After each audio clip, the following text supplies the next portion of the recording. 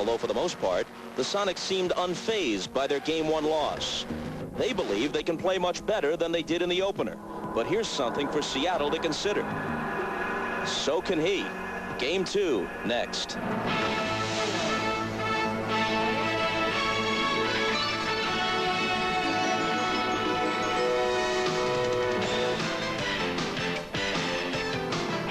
This is the NBA on NBC. The 1996 NBA Finals. The United Center in Chicago as we head toward Game 2 of the NBA Finals, and it could be the final home game of the season for the Chicago Bulls. Their plan, and the truth be told, their expectation, is to leave here up 2-zip, finish the job in Seattle, and return home only for the parade.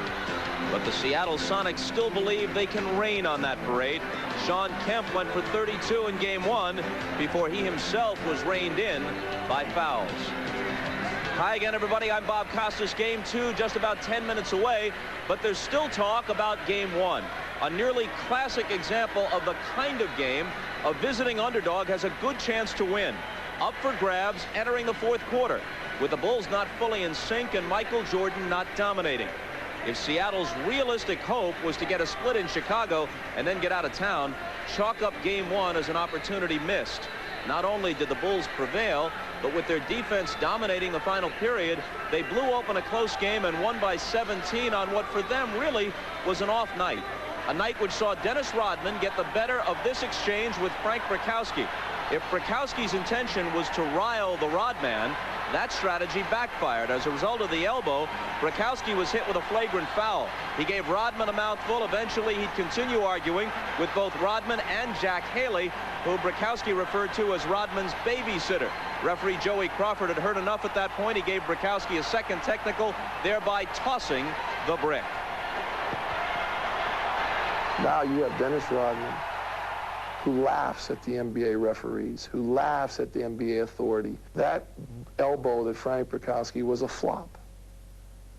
Rodman flopped it into a flagrant foul. And then you get 2 technicals on top of it. I think the call had a big impact on the game. And there's no way it was a flagrant foul. It was a flop. And that they have Dennis Rodman, who cheats all over the court all the time, be rewarded for acting and flopping, and then let him laugh at us, laugh at the league, laugh at the referee, taunt our bench, and not be punished. Makes me incredibly mad. Frank's an all-around ball player, and they sent him in a goon role and to play a part, and I don't think Frank wants to, or needs to play that part, and that's not what's going to disturb Dennis. Dennis is above that, and he's proven it all playoffs. My job is to go in and play defense and keep Dennis off the board, and that's a big job for me. You know, Dennis is a brilliant rebounder. I'm desperate in the sense that I'm here for the first time in my career, and I will do anything to help my team win. And if it means knocking Dennis on his butt, that's what I'll do. And Dennis will do the same to me. So the clarity of all that is cool as far as the championship goes, and I don't have a problem with any of that.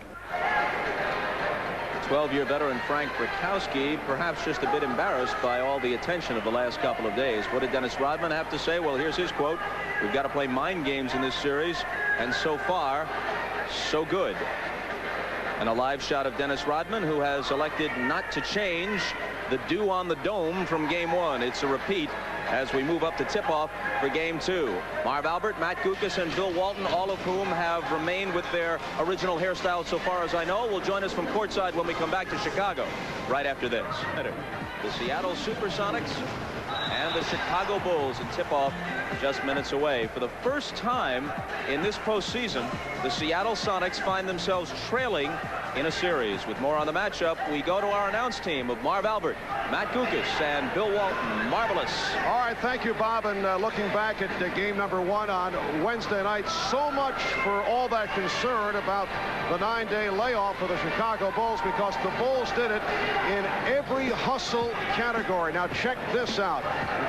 When the coaches look at the stat sheets, these are the critical numbers. All Chicago's second chance points, which means they control the offensive board. They had the edge in fast break opportunities, and they took advantage of Seattle turnovers. Plus, they received offense from unexpected sources. Well, Mark, those are telling numbers. And if Chicago gets major contributions from Luke Longley, Ron Harper, and Tony Kukoc, they will be very tough to beat. Right from the start, Luke Longley looking to be aggressive on offense with the jump hook and swatting away one of his 4 block shots. And for much of game 1, Ron Harper neutralized Gary Payton, coming up with the steal and turning it into one of those easy baskets.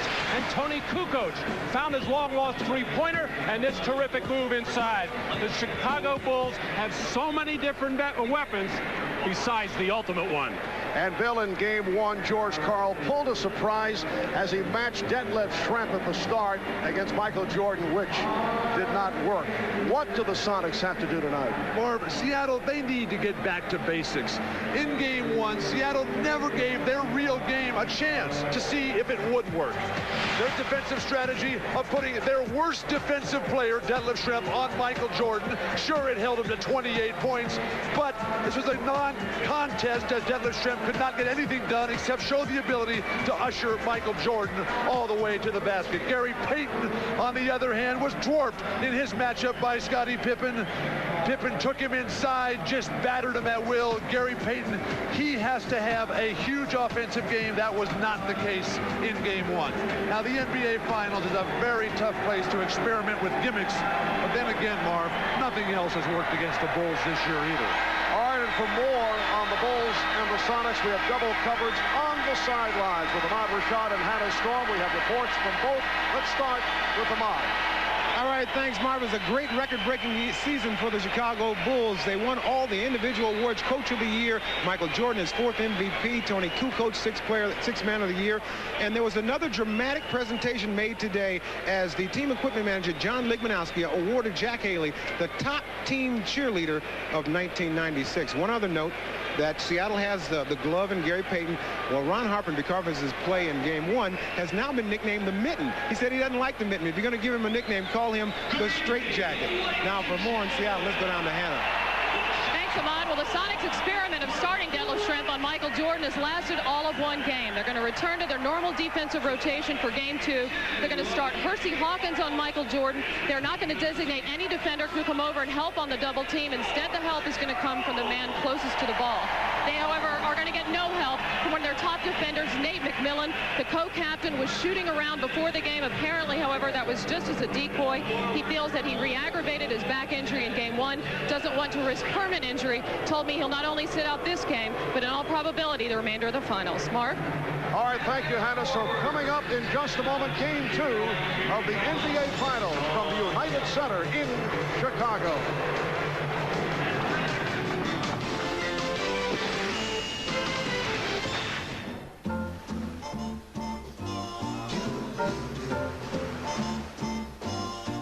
Somewhere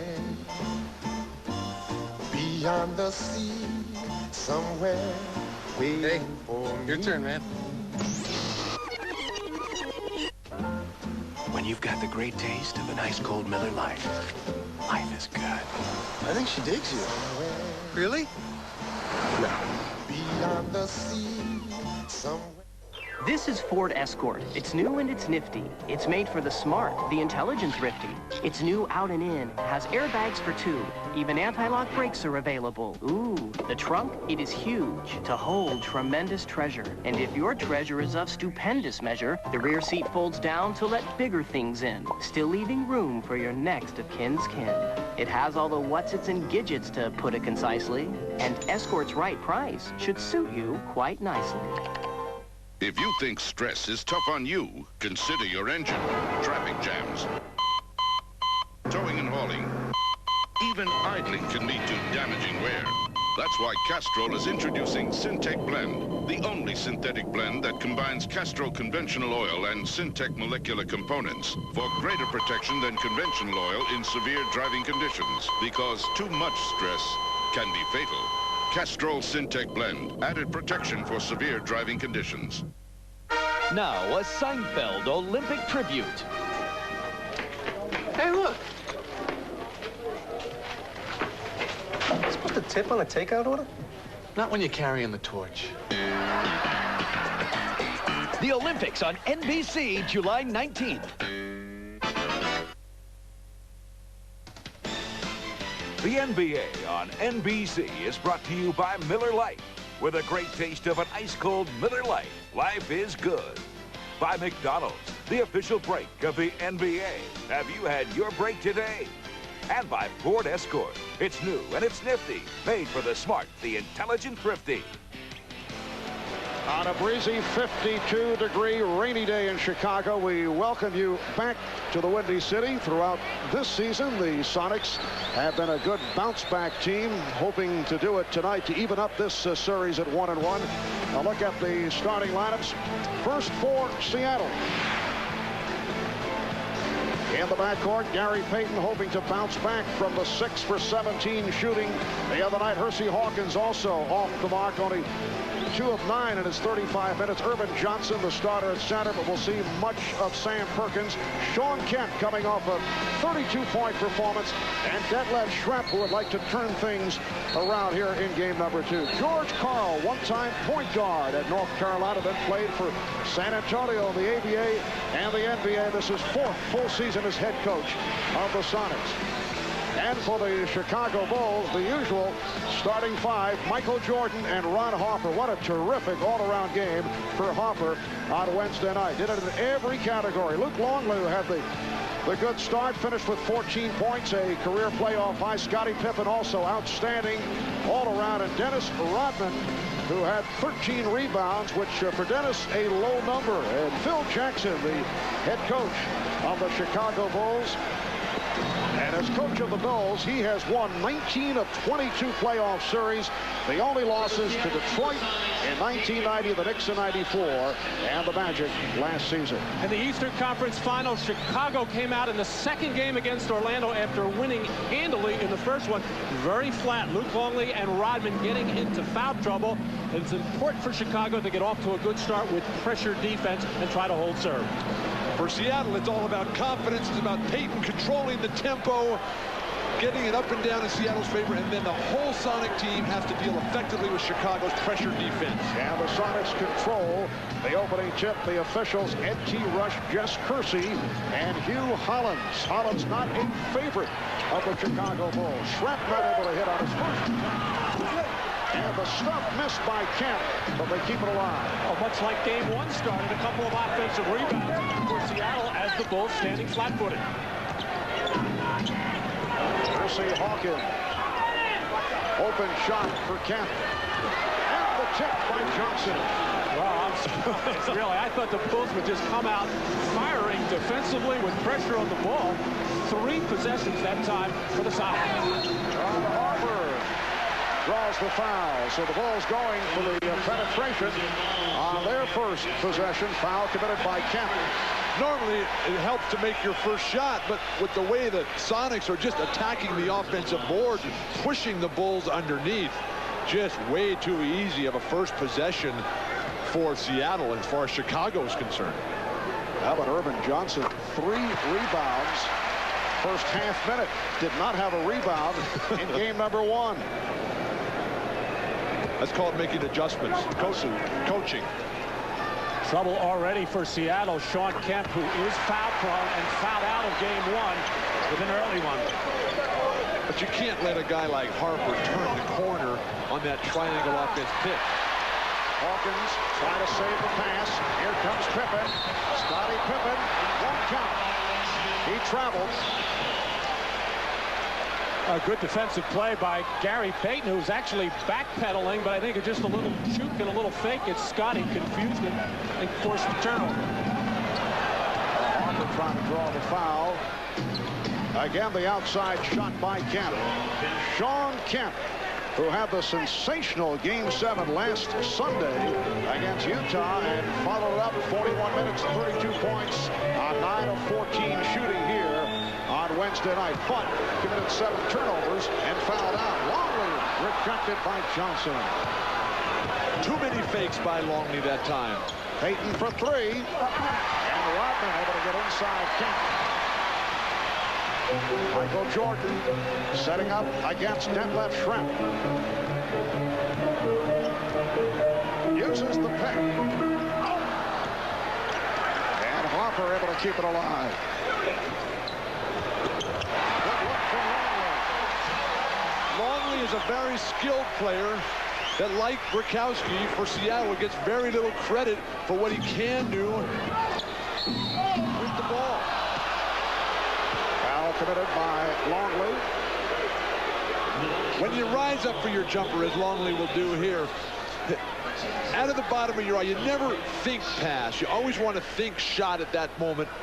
A good player can always dump it off at the last moment. And Luke Longley has developed into a solid basketball player. Well, Luke is so happy to be rid of the Alonzo Mournings, the Patrick Ewings, and Shaquille O'Neals, and getting an opportunity now where there's going to be a lot of double teaming, and he is alert for it. He's going to make cuts to the basket when the double team occurs, and he's always going to be available for that spot-up shot. Well, the Sonics had hit their last 18 free throws before the miss by Shawn Kemp. It's the Sonics 5 and the Bulls 4.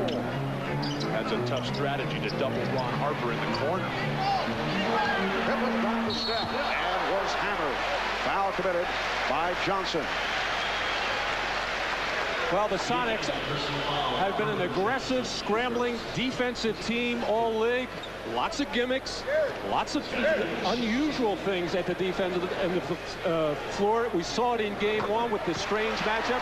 But continuing a little bit with Gary Payton still guarding Scottie Pippen. I expect the Bulls to put Pippen in the post a lot more and try to exploit Payton inside. Harper and Gary Payton getting into a little verbal exchange just behind the free throw shooter Pippen. There's the press. How about Scottie Pippen? 10 of 11 at the line in the finals. He's been shooting 65% in the playoffs at the foul line. Bulls with a 6-5 lead. Hawkins on the penetration. Well, George Karl saying after game one, he wanted to see his guards in particular taking it to the basket. Well, Hawkins just 2 for 9 in game one, not asserting himself, and he caught himself that way in the Utah series as well. Yes, and it counts. Sometimes Hersey Hawkins, who's such a good perimeter shooter and a three-point threat, relies on that perimeter game so much, and it will draw the defense out. And when you get that opportunity, you've got to attack the basket. Luke Longley continues to be aggressive at the offensive end, not feeling any pressure at all from Irvin Johnson. Irvin Johnson is playing a very unimaginative defensive game. What do you mean by that? He's not anticipating that his player is going to make a move to the basket. He's guarding Longley as if Longley's just going to catch it, stand there, and pass out every time. Here's Kemp. Several opportunities, and they continue to control the boards. What a sequence on the offensive glass by the Sonics. Well, no question, Seattle has come out the aggressor on the glass, and maybe Irvin Johnson is saving himself at the defensive end because he has been a tiger on the offensive end, if not getting rebounds, keeping the ball alive, because Kemp is always there. In effect, he's being creative at the offensive end.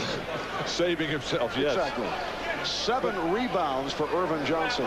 That's a Dennis Rodman-like start, but Matt was mentioning the focus and intensity of Seattle. Nowhere more evident than on the face of Shawn Kemp. It's the Sonics 9 and the Bulls 8. Now Schrempf guarding Harper. The backdoor pass.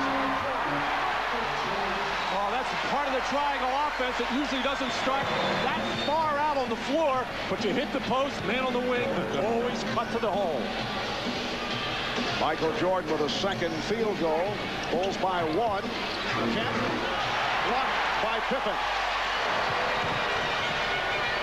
Open 3 for Jordan. Rodman with the rebound and pops it up.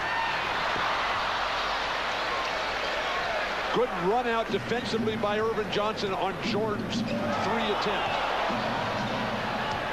Seattle still looks tentative.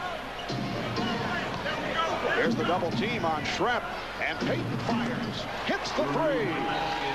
Gary Payton, who played 47 minutes in game number 1 and probably will continue to log that kind of time with Nate McMillan bothered by the back problem.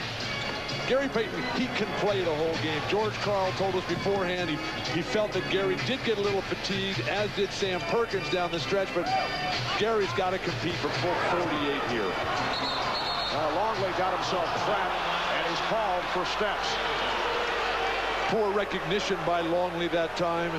He just had the little man Gary Payton on him on the defensive scrambling switch. No need to get fancy there. Just step through and slam.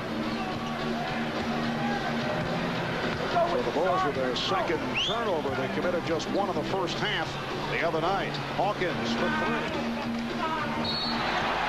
And a loose ball foul against the Sonics.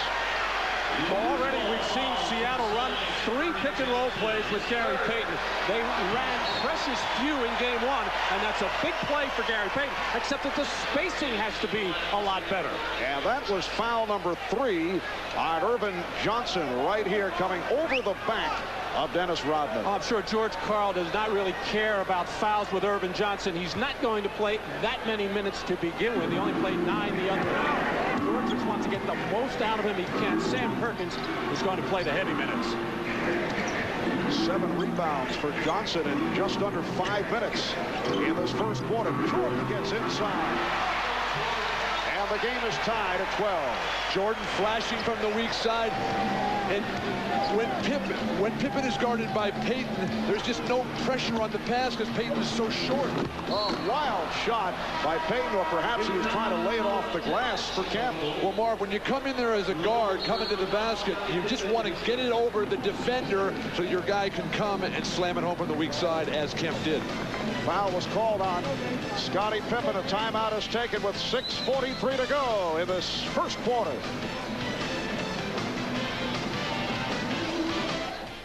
NBA.com. Log on and get connected to the NBA. The loads are getting heavier, and the stumps are just getting more stubborn. You're working harder than ever. You need a truck that does too. Meet the all-new 1997 Ford F-150. Our new Triton V8 cranks out even more power and torque. Our V6 out-muscles every standard truck engine in its class. And the first scheduled tune-up's 100,000 miles away. After all, the road's not getting any shorter. The new Ford F-150. Strength after strength after strength. Now, this man thinks he's buttoned his fly. He hasn't. He also thinks he's tasted new Miller beer. He hasn't. Brand new Miller beer. Why miss out? Look for the red label. Kids love playing at McDonald's. Come on, Ma, let's play. Even grown-up kids, because they can play the new Deluxe Monopoly game. Enjoy the new Arch Deluxe and you could win big prizes instantly. $1 million, a Saline Mustang, even cash on the spot. You win anything big, Mama? We did! We will win! I want to do a dip plane. Have you had your break today? I want to vote playing a McDonald's game. You can win big too playing Deluxe Monopoly. It's mine. It's all mine. They have now entered What? This is impossible. How can they do this? Stop. Stop. Every day, MasterCard opens over 3,000 new acceptance locations worldwide. Oh, at least we still have Cochabamba. No! MasterCard. It's smart money. Now, this couple thinks they've just stretched out on a bearskin rug. They haven't. They also think they've tasted new Miller beer. They haven't. Brand new Miller beer. Why miss out? Look for the red label. Well, for Scottie Pippen, there are ties to the Seattle franchise. He was actually the Sonics' first pick, 5th overall in the draft back in 1987, but never played for Seattle.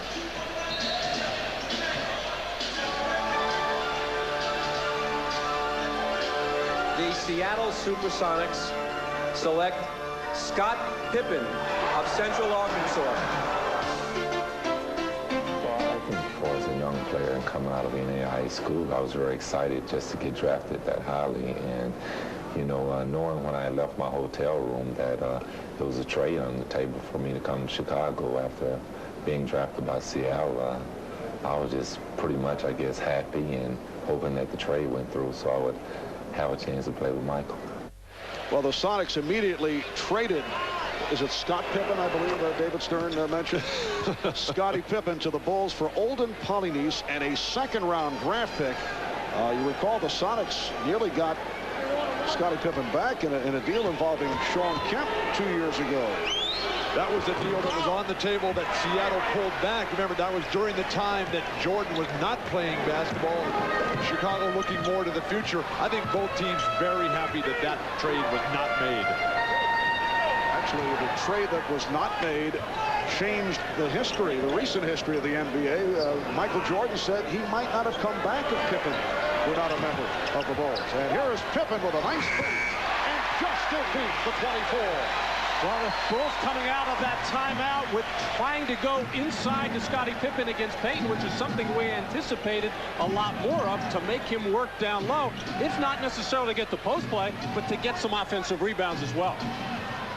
So the Bulls by 1, just under 6 minutes remaining first quarter. Crowd wanted to travel on Payton. Hawkins for Schrempf, and he just did beat the 24-second buzzer. Seattle's pump faking too much. Go right at him. These defenders are waiting for them. They're not getting in the air at all. Seattle hasn't established enough of a game where a pump fake means anything. Hawkins rejected by Kemp.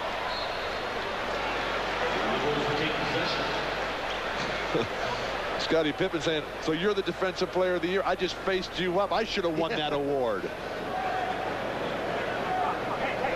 Yes, Scottie certainly enjoyed doing it against the man they call the Glove. 5.5 remaining in this opening quarter. Down to 7 on the shot clock, and the Glove just did pick one off. Good poke away by Perkins as well. Schrempf. Well, Detlef Schrempf missed his first 4, similar to the scenario in game 1. Got off to the slow start, and that was his first field goal. Sonics lead by 1. Good thing for Seattle is how many shot attempts they're getting, as Jordan is feeling it perfectly early on. But Seattle has taken twice as many shots as Chicago has. That's something they don't normally do. Well, 10 offensive rebounds, but Bill, they've only turned it into 4 points, so it really doesn't matter how many you get, other than it shows you're aggressive, but you got to capitalize. Here's Schrempf. Kemp. Oh, what a move by Shawn Kemp. So Kemp with 8 points. In years past, Shawn Kemp would have made that play into something so much more difficult. He would have tried to double clutch and scoop, flip shot. Who knows how you can describe it. Now just playing so disciplined, so under control. Jordan. The fadeaway on target, and Michael is 5 of 7. He has 10 points. Bulls lead by 1. Talking to Ahmad before the game after his conversation with Michael Jordan. Michael Jordan lights up when he sees Percy Hawkins at the defender. Jordan for Rodman with Payton back, gets it back to Pippen. Well, that would have been nice. Not enough Bulls running the floor. Hawkins for 3. And back comes Jordan. Pippen putting the move on Hawkins. And hitting. Bulls lead 20-17. Now, this is Chicago Bull basketball. Any kind of steal, any kind of missed shot, they want to get out on run, but so far, they look very tired to me. Very heavy leg. But, man, it's also Seattle Sonic basketball. The question is it enough? These teams are so similar. It often seems, though, like Seattle just comes up a little bit short, almost as if they're Bulls light. Very nice, Bill.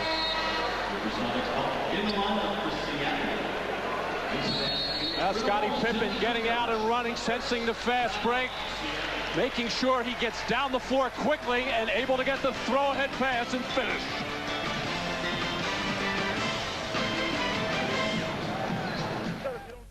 To whom it may concern, I've always loved the summer games, the running, the jumping. It's all good. Even the shot put thing is pretty cool, too. Still, somehow, I can't help feeling there's something missing. Me. And that's why I think football should be an official event of the summer games. Let's have a meeting and put this together. That's my dream, and this is my planet. He works for a secret government agency. This is John Kruger. He'll be handling your personal security. For protection. Get down! He is called in when time has run out. I'll make them disappear one by one. To protect your future, he will erase your past. I'll keep you alive. Trust me. Arnold Schwarzenegger. You're late. Traffic. Eraser. Rated R. Starts Friday, June 21st at a theater near you. Every few years, the world gathers to witness an unparalleled sports spectacle, the Truckathlon. And to compete, you have to have a Ford Ranger 4x4, because you'll need its switch-on four-wheel drive for truck long jump. Its four-wheel anti-lock brakes for truck discus. And its whopping 4-liter V6 for truck hurdles. The Ford Ranger 4x4. You can't win without one. Next event, truck pole vault. Yes!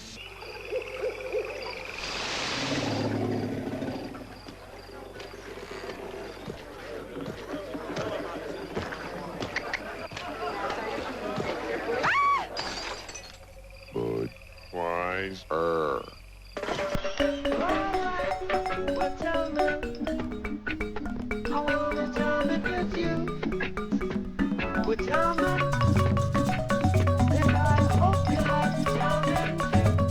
Now you can follow the NBA Finals on the World Wide Web at finals.com. Game previews, player bios, audio and video clips, and more. Finals.com. Check it out.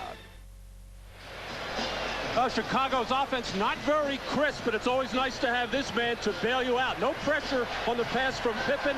Double team, just too slow to get there as Michael turns away from it for that jump shot. And now just taking Hersey Hawkins down to the baseline. Payton coming way too light as Michael rises in the air. But the good thing for Seattle is the type of shots Jordan's getting. In game one against Detlef Schrempf, he was just driving right through. Hersey Hawkins forced him to the fadeaway. Hannah Storm's got a report from the Sonic bench. George Karl asking Gary Payton if he wanted to switch off defensive assignments and take Ron Harper. He's going to do that. He's also telling his team that the Bulls overreact to their penetration, so don't forget when they penetrate to kick it back out. Simple basketball. He's telling his team to stick to the basics. Bill, Mark, Matt. Come on, take your pick. Bob. That is the second turnover committed by the Sonics. 3:06 remaining in this first quarter. And the Bulls lead by 1. Mark, we talked about Payton having to have a huge offensive night. Only 1 for 3 tonight to start the game. Not a good sign for Seattle. And a foul called by Ed Rush. Foul committed by Kemp, and that is his second. Scottie and Michael anticipating a little denial overplay by Gary Payton, trying to set up a backdoor cut to the basket. Terrific help on the part of Shawn Kemp. The body was there, but the reach in, and he just cannot afford to pick up those kind of fouls. He had his body there, he just had to keep his arms tighter. So much of defense is anticipation. We saw Irvin Johnson in the early going just standing there flat-footed. That time, Shawn Kemp did not even make a play for the ball, did not visualize in advance what could possibly happen. Now he's on the bench watching, dreaming about it. And the Bulls now lead 22-19. Tony Kukoc on the floor, applying some pressure on David Wingate, who just checked in. Wingate with 2 minutes of playing time the other night. And picked up 2 quick fouls in trying to guard Michael Jordan. Illegal defense called for the first time.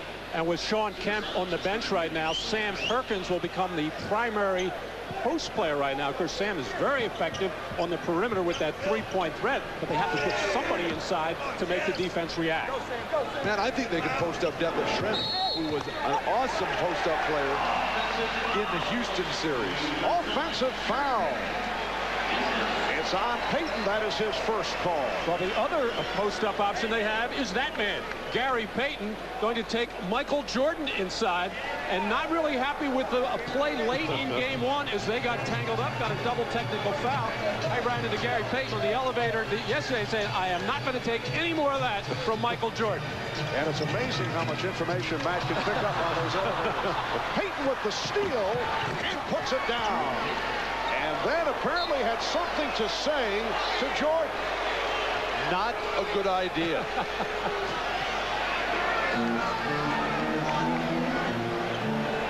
Whispering sweet nothings into the ear of Michael Jordan. 1 point, Chicago lead. Offensive foul on Pippen. Well, Gary Payton was told by his coach, George Karl, late in game 1 and yesterday as well, I want you to get a little crazy out there. I want you to be yourself. I want to see some arrogance. I want to see the Gary Payton that helped lead us to 64 wins. And there's a little bit of it right there, and you have to be very careful with that. Not only because the officials will nail you with the tee, but you do not want to fire up Michael Jordan in this building or any building for that matter. Judd Bushler has come on for the Bulls. Bill Wennington now defending against Sam Perkins. Nice move by Perkins. And that is his first field goal.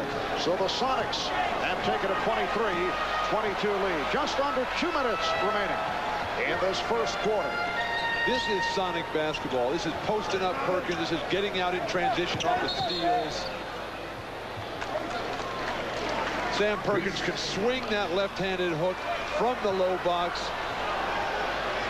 Realizes he's got Wennington, who's a position defender, not an athletic one, not a leaper. Get that whenever he wants. Nobody goes up top to block for Chicago. 3-second violation against the Bulls, giving the ball back to the Sonics. Perkins again working on Wennington. And again hits with the running hook. And since Shawn Kemp went to the bench with 2 personal fouls, Seattle outscoring the Bulls 6-zip. Rodman might want to switch over onto Perkins instead of Wennington. And Jordan off the fake, run into by Wingate. Sonics are over the foul limit. Milk whatever's working. Seattle coming right back to Sam Perkins in a mirror image of what we saw the time before. Run that play until they stop it. It's been a long time between field goal attempts for the Chicago Bulls. They are 8 of 14 from the field, as opposed to Seattle. They've attempted 27 shots, 10 of 27. And Jordan and Pippen have combined to take 10 of the Bulls' 14 shots. Marv, I think the layoff did hurt Jordan, did hurt Pippen. I don't really believe they'll get into full swing until game 3 Sunday night. A little bit of stiffness. Yesterday, Michael Jordan telling us that for the first time in his life, he's having to ice. He's starting to feel stiff when he gets out of bed in the morning and limping to get going. Nice to see that he is human. Yes, he said he did not quite have the feel in game number 1. Perkins, and a foul is called. Team foul number 4 on Chicago. It is on Bushler. George Karl was saying, though, he felt that the 7 minutes that Jordan sat out in the second half the other night, he felt the Sonics defense was great on Michael. He wanted to make sure that point got now, if he can just get Michael Jordan on the bench for 48 minutes, then everything would be fine. Sonics by 2. And we're down to 45 seconds to go in the first quarter. Schrempf posting on Rodman. Shot clock at 5. Here's Schrempf. Oh, nice move on a fadeaway by Detlef Schrempf. After a good defensive play by Tony Kukoc, who came down to help and actually batted the ball right back to Schrempf, giving an assist. Kukoc. Rodman. Well, Dennis Rodman able to keep it alive. Last touch by Seattle. And here comes Frank Burkowski, not a favorite here in Chicago, off the flagrant foul and the consecutive technicals as he got involved with Dennis Rodman and then Jack Haley in game 1. 8-1 run by the Sonics. The Bulls are holding for a final shot of this first quarter. Illegal defense. The call against Seattle, the team that led the NBA defense department. What's interesting there, as Sam Perkins coming out to double team Michael Jordan to get the ball out of his hands. Michael just so smart, just didn't give up the ball right away, tried to explore. And when there's an illegal defense call in the final 24 seconds of the quarter, it means an automatic technical foul awarded. So Jordan to the line. And Michael is now 1 of 3 at the line.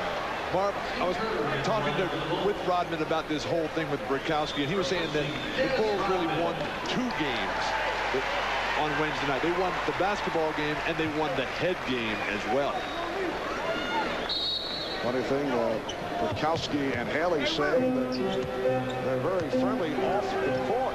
They're going at each other as Brikowski was leaving, but they spent a lot of time in the offseason. Here's Kerr, who just checked in. Time running down. Jordan checked the clock, and that is too late. So after 1, a solid first quarter for the Seattle Sonics as they leave the Chicago Bulls 27-23. Shawn Kemp with 10, but he has 2 fouls. Michael Jordan 5 of 7, leading the Bulls with 11. You're watching the NBA on NBC. This is Ford Escort. Did you know that it's new? If you knew that it's new, did you know the wagon's new too? The engine is new, the suspension improved. A safety cell protects but stays out of view. It's quieter inside to shush out the out. But for those who simply must twist and shout, there's premium speakers on a new stereo, so you can get every note and get it to go. This Escort is great. This Escort is nice. This Escort has a very sensible price. So why not check out the newest Escort this season? We've given you every rhyme and rhymed every reason. Due to popular demand, Wendy's is proud to announce their spicy chicken sandwich has been awarded the highest honor a sandwich can receive. It's graduated to our everyday menu. It's a dream come true. Now get a Wendy's spicy chicken sandwich anytime. Here we go. You fill me with passion, like an old sweet song. Sweet song.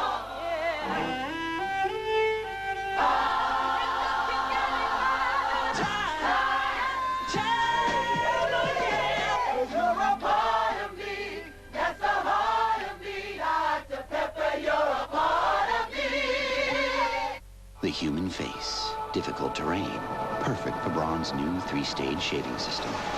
One foil removes short hairs, an integrated cutter, longer hairs. The second foil completes the job for Braun's closest shave yet. Hey, you're a guy, and guys want to be cool. Hang out with other guys who are cool. But even cool guys sweat. 40% more than women, in fact. So how you gonna stay cool? With something new. Speed Stick Gel. Proven to keep you drier than any other gel. So you feel your coolest. It's the best gel protection. And guys, no matter how cool they are, need all the protection they can get. New Speed Stick Gel. It's just for the guys. This is the NBA on NBC. The 1996 NBA Finals. Sam Perkins in his 12th season out of North Carolina, again providing a lift off the bench for the Seattle Sonics.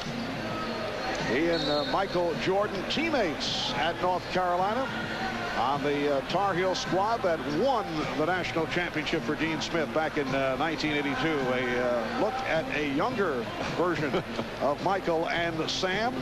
And they share the cover of Sports Illustrated magazine, the college basketball preview issue, predicting #1 ranking for North Carolina. Michael, meanwhile, sitting down. He'll get a rest as the second quarter gets underway. Well, that was a key 3-minute stretch at the end of the first quarter for Seattle, outscoring the Bulls 8-1, while Shawn Kemp was sitting on the bench with 2 personals.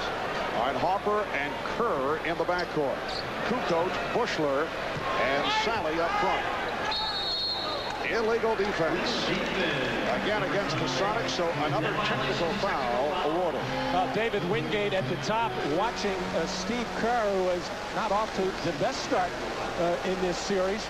Steve had his problems in game 1, missing all 5 of his shot attempts. We'll try to get on the board here, but David Wingate has to stay very close to Steve Kerr if they don't want to give him open looks from 3. Many of the starters giving the business to some of the guys coming off the bench like Kerr and Bushler, who were not able to hit and who have done such a good job during the regular season and the playoffs.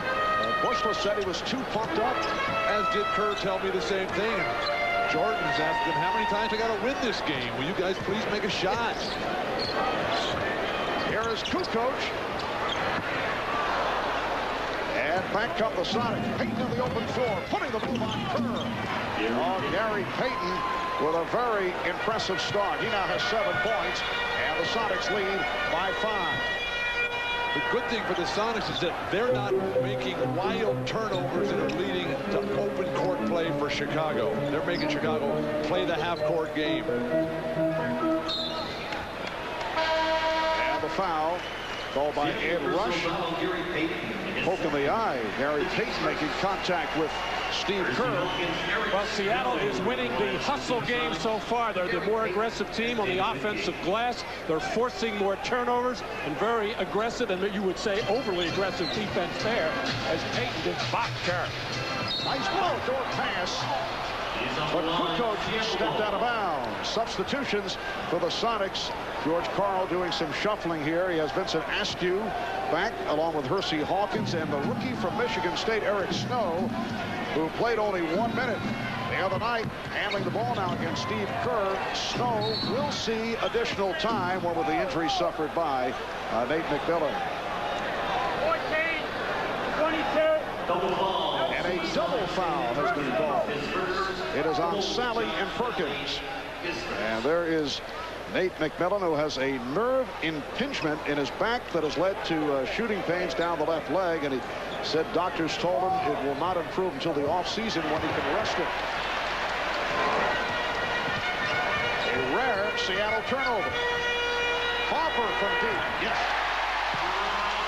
Sonics by 3. We saw Seattle's inability to feed the post properly in game 1. That time, turnover leading to fast break points for Chicago.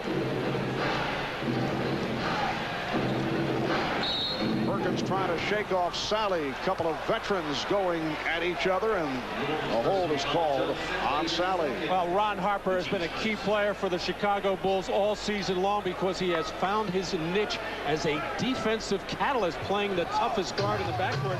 In the early season, it was Jordan playing point guards. Now it's been Ron Harper, and his offense has picked up in the playoffs. Here's a double on Perkins. Askew lost it. They'll double off Askew, and he's not as great a three-point shooter as some people think out in the Western Conference. Hopper putting moves on Snow.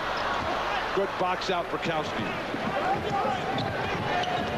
Hawkins with the head fake. Crowd wanted to travel. Hawkins with a beautiful move. You can see the mindset of Hersey Hawkins, not going to just stay out and work that three-point line, going to attack the rim every chance he gets. Hersey, a native of Chicago, telling us his Bushler is able to hit after going 0 for 4 the other night, and the Sonics now lead 31-28. Hersey telling us not that pleasant playing back in his hometown. The ticket pressure has gotten to him. Illegal defense, this time against the Bulls. And a timeout is called with 9:18 to go in this first half. Sonics with a 31-28 lead. And the question is, will they shoot the technical before we take the commercial break? Yes, they will. Hersey Hawkins beckoned back to the line off that illegal defensive call. Well, George Karl, I'm sure, does not find himself in this position very often during the course of the year with both Shawn Kemp and Gary Payton on the bench. It's imperative that he gets that offense from Hersey Hawkins and Sam Perkins. We also have to worry about floor generalship with the rookie Eric Snow. Well, Hersey Hawkins, one of the best free throw shooters of the NBA, missing the technical. We'll be back in a moment. The NBA Finals continue. Game 3, Sunday night at 7 Eastern on NBC.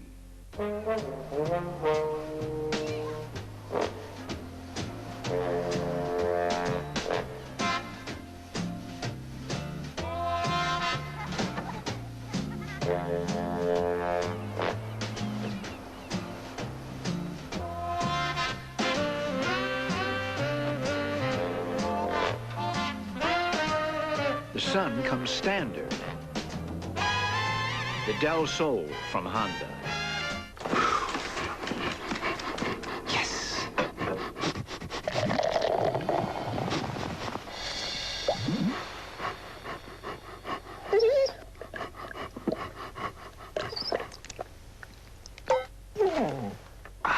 Looking to quench your thirst? Squeeze a juicy lime into an ice-cold O'Doul's. It's outrageously refreshing. Hey! I hate it when he does that. There you have it, ladies and gentlemen. As our new spokesman, Michael will deliver the LDDS WorldCom message. When we shoot the commercial. Commercial? But we had something a little different in mind. Hi, this is Michael Jordan. This is Michael Jordan for LDDS WorldCom Long Distance. Hello. This is for your home or business. Come on, Mike. One moment about you know, they have these prepaid calling cards with this good-looking guy on them. This is Michael Jordan. LDDS WorldCom, telecommunication service that's one-on-one. The NBA on NBC is brought to you by Mug Root Beer. The foam goes straight to your brain.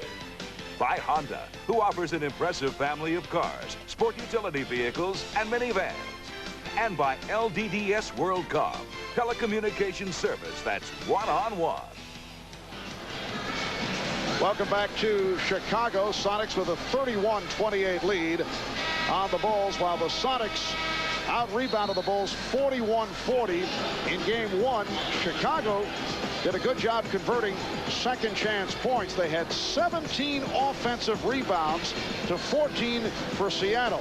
And they scored 17 second chance points, while Seattle with only 7. A major factor leading to the Chicago victory in game one. But tonight, the Sonics have turned it, and they have done it in this department.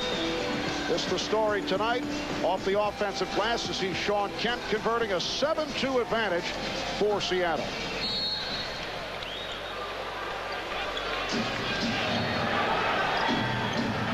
That left Schremp being played by Dennis Rodman. Schremp, Brakowski, Askew, Hawkins, and Snow on the floor for George Karl. Here is Snow, rejected easily by Longley. Eric Snow did not see much action during the regular season. Appeared in just 43 games, started once, only 300 minutes. Hopper will go to the line. Chicago's getting unlimited backdoor opportunities from their triangle offense. This is their third time in the early goings of this game. Rodman flashing to the ball, as Longley did earlier, and guys just moving from the weak side on the entry pass to the post player. Brilliant play, Dennis Rodman. 5 points for Harper, now 3 of 3 on the line. Gary Payton making his return. Phil Jackson had been resting Scottie Pippen and Michael Jordan. They have stepped back onto the floor. Well, a number of times in game one, we saw the pressure after the free throw, full court pressure. And really, Seattle was not in an attacking mode. Just happy to get the ball across half court, playing right into the hands of the Chicago Bulls. I think you turn a press into a fast break situation. Get 3-on-2s to the hoop at will. Illegal defense once again against Chicago. Well, similar to what we saw in game one on Wednesday night here at the United Center, a host of whistles. Although not in the case of illegal defenses, they have been calling them tonight. And Hersey Hawkins, who missed the technical a moment ago, once again fails to convert.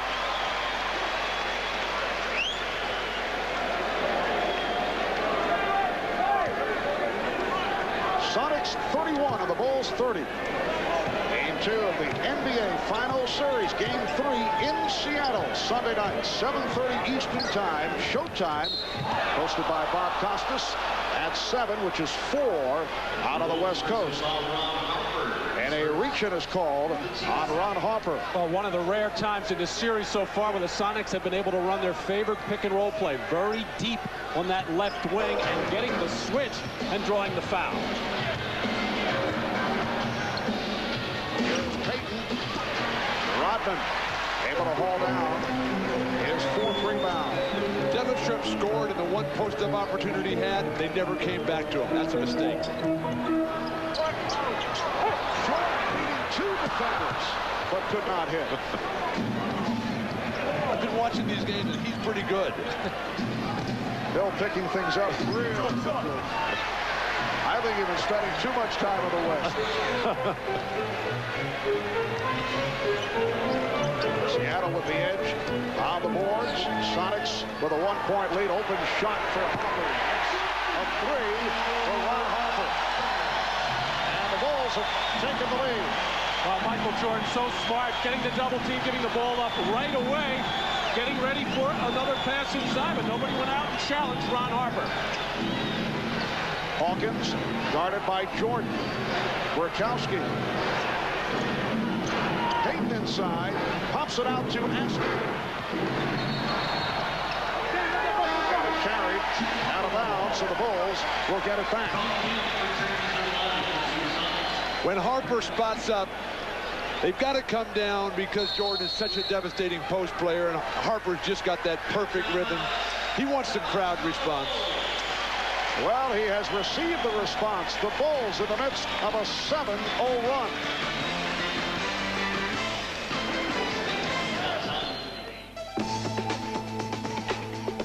It's our opinion at Acura that a luxury car should be quiet. It should cradle its occupants in astonishingly soft leather and burled walnut. And with a 3.5-liter power plant, it should be anything but a Sunday drive in the park. Introducing the Acura RL, the new flagship from Acura. Only from Domino's, our new Roma herb crust pizza. Sun-dried tomatoes, roasted garlic, and basil baked into the crust. Then Parmesan crunchies all around the edge. Try a large one topping, just $9.99. For hot and wild, call Domino's now. It will be impossible to catch your breath, to keep your cool, to believe your eyes. Rated PG-13. Now playing at theaters everywhere.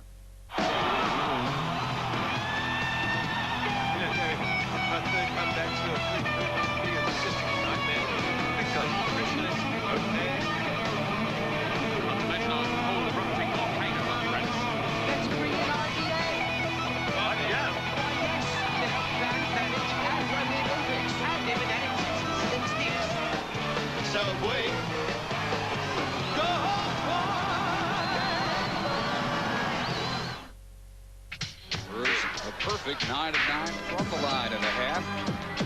Kazan. Robinson. Change. Kazan. Change. 1-point game. Somebody else is going to have to step up and give the man Kazan.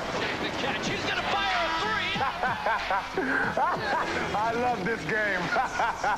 Woo.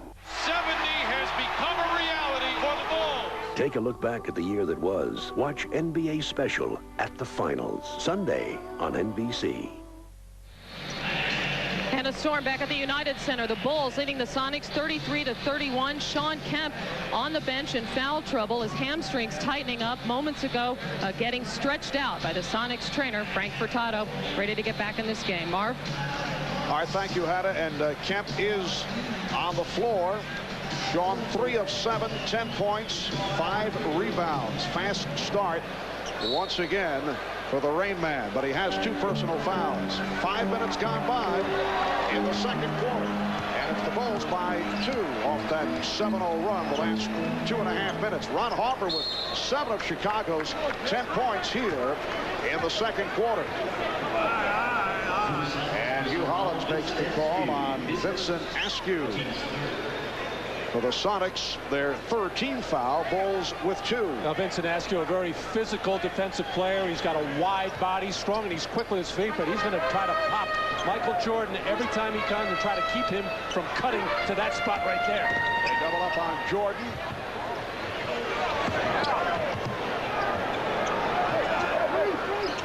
Scottie's holding the ball when it comes to him in the open spot created by others' offense. And again, an open shot for Harper. Rodman able to get to it. Last touch by Kemp. The Bulls just can't seem to get into any kind of rhythm offensively with their triangle. The few times that Jordan's been able to post and turn quickly and shoot has been about it. Jordan. foul against Rodman. Mentioned the Bulls not able to get into any kind of rhythm. The Sonics defensively somewhat responsible for that, doing a nice job. They have it. We just saw Dennis Rodman get away with one of those pushes that George Karl has been so talkative about the last couple of days. He feels that Rodman gets away with 3 seconds with shoving, pushing, and flopping. Yes, he said that, Kemp looked like he got a poke from Longley. And then turned it over. George Karl was upset with what he called 4 flops by Dennis Rodman in game 1. He felt one was wrongly called the flagrant foul on Frank Burkowski. Footballer Scottie Pippen works the low post in there. That's Dennis Rodman's game, is to make the other team focus in on him and take it away from Michael Jordan and Scottie Pippen, the guys who are going to light it up offensively. Gary Payton picks up his 3rd foul. Not the kind of game that Seattle needs from Gary Payton to win in this building. Percy Hawkins candidly had an interesting appraisal of his teammate Frank Burkowski. He said that he's very good at bringing out the worst in people. Scottie Pippen with 10 points, and the Bulls now lead by 4. He said that with affection, that he can antagonize, and obviously that can be a plus for a team. Again, illegal defense called on the Bulls. That is the 4th illegal on Chicago. Scottie Pippen getting to the lane. Poor closeout by Shawn Kemp. Michael Jordan was just torching him with his right hand. You got to force guys to their offense. And as far as the Burkowski comment by Hersey Hawkins, Mark, this team, they love Frank Burkowski, and his personality adds so much to the overall team chemistry. He keeps everybody loose. He's a very intelligent, very witty guy, outgoing, sort of keeps everybody loose in a situation that often gets very edgy with the volatile personalities on this Sonic team. And he can play, as we saw during the regular season. Percy said that he even got David Robinson annoyed to the point where he was ready to go at it. That's where George Karl thinks this whole situation has developed with Burkowski, where the referees are all over his case every single time. Nice move by Hawkins, and the Bulls now lead 35-34.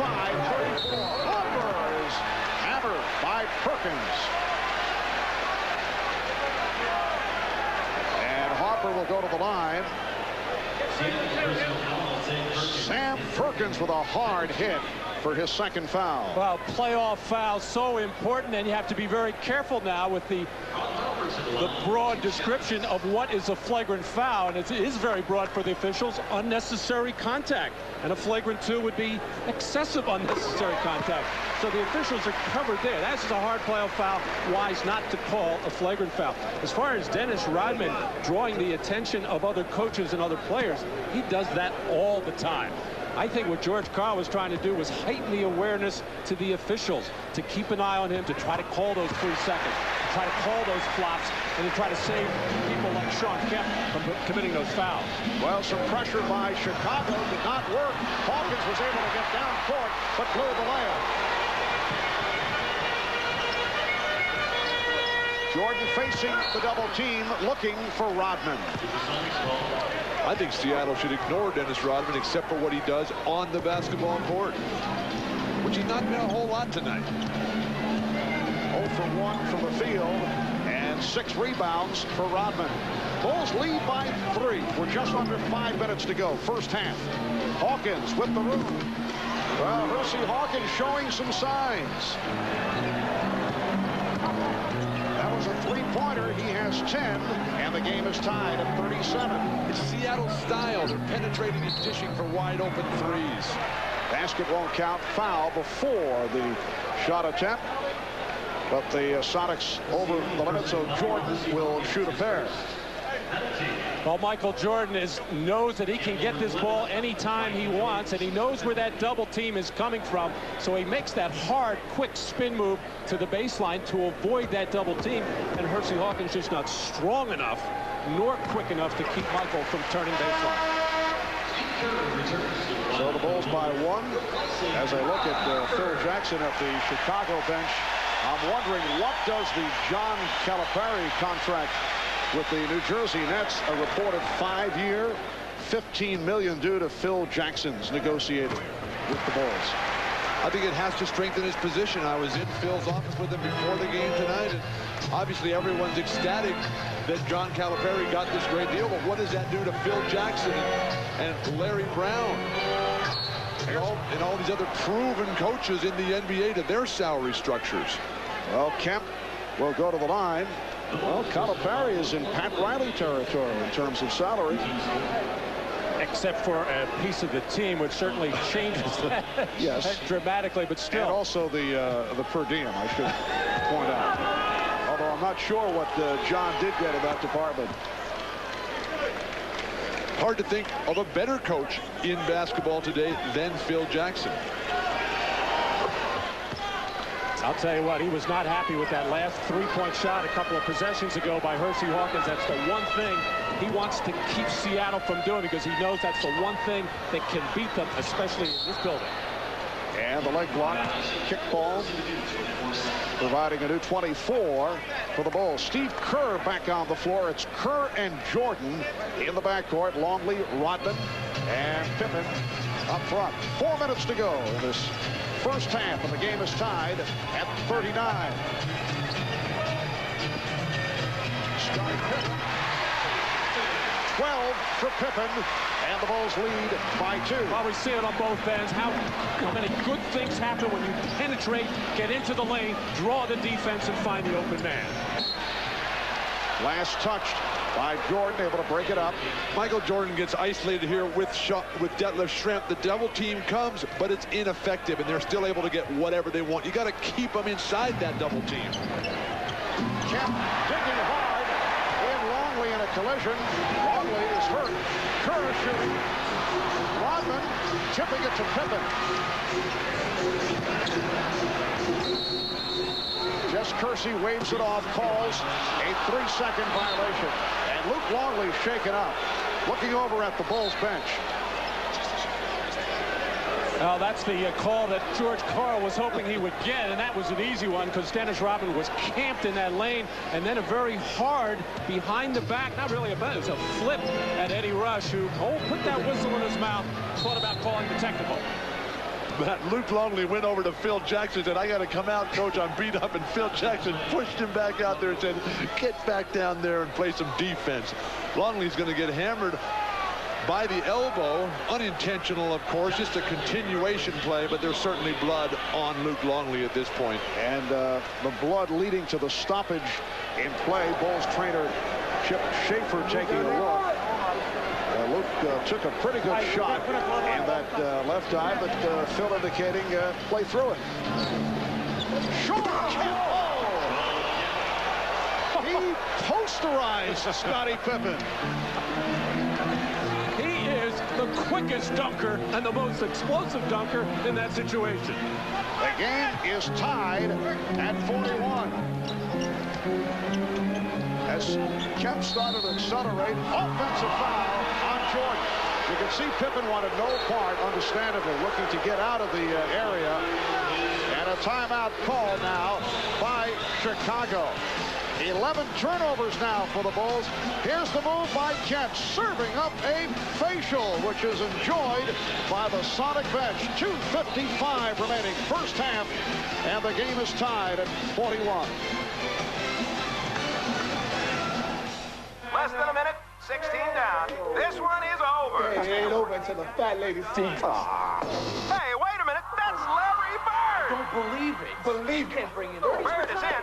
Bird for 3. Bird dunks. Bird dunks. Of course, he's in the zone.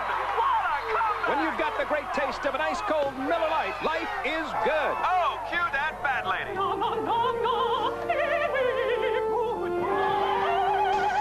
Right now, get a $40 introductory manufacturer's rebate from Goodyear when you buy 4 Infinitred radials, Goodyear's longest-wearing passenger tire. That's $40 on 4 Goodyear Infinitreads. But hurry, this Goodyear offer ends soon.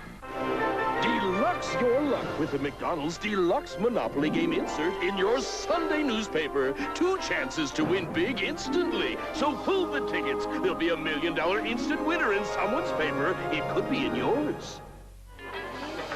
Did you want regular or decaf? Hello? Regular or decaf? Regular?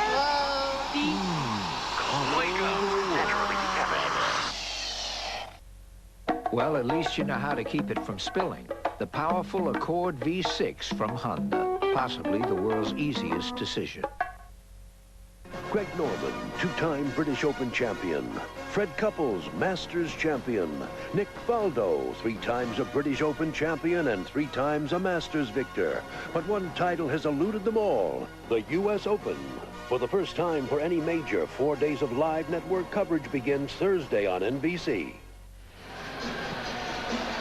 Well, coming up on the Prudential halftime report, Bob Costas will be talking live with Lakers Executive Vice President and General Manager Jerry West. Jerry played on the 71-72 LA Lakers, considered one of the great teams in the history of the NBA. In fact, the Chicago Bulls broke the single-season record for wins, which West's Laker team set. Of course, Jerry, one of basketball's all-time greats. We'll hear from Jerry West at halftime. Bob Costas, Julius Irving on the Prudential halftime report. Charles Barkley may be a tough act to follow for Jerry. He was just wild on Wednesday night. Well, so many issues for Jerry West to address today. Of course, Magic Johnson, free agency coming up for so many players. 3-second violation. And the Bulls get it back. 2:37 remaining first half. The game is tied at 41. And George Karl gambling right now and leaving Gary Payton on the floor with 3 personals. 2.5 minutes to go in this first half. I saw him talking to Gary coming out of that last time, making sure that he was aware and to be careful. He's been off the mark after the excellent game on Wednesday. Shrimp set the pick. Payton to the fadeaway.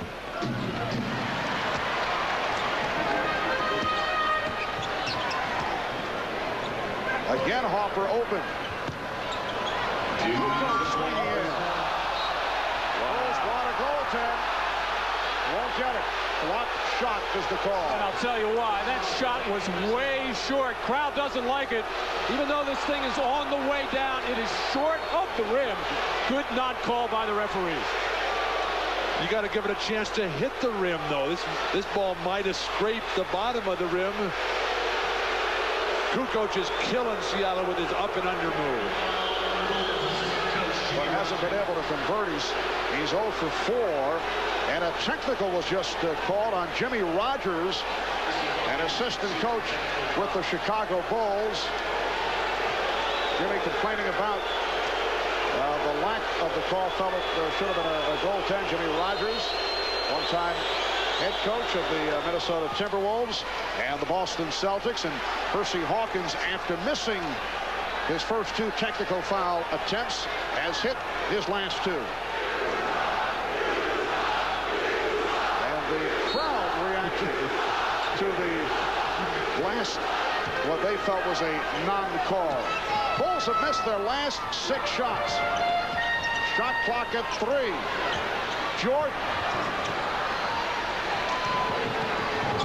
Jordan lighting up every time he sees Detlef Schrempf anywhere near him. Michael now 5 of 10 from the field. Leads the Bulls with 13. Hawkins. Pretty give and go between Kemp and Hawkins. Nice exchange. And the Sonics lead by 3. What a difference from game 1 for Seattle when it was all individual play. Now everybody involved. Kerr, yes. Steve Kerr creating by himself with a quick release. And it cuts it to a 1-point Seattle lead. Perkins foul hit hard by Sally. And the Sonics are looking for a flagrant. Well, Steve Kerr, who has been struggling to get an open look and to get any kind of shot, I guess he just needed a bigger body on him as Shawn Kemp came out to challenge that shot, as he has been very aggressive and playing terrific basketball all over the floor.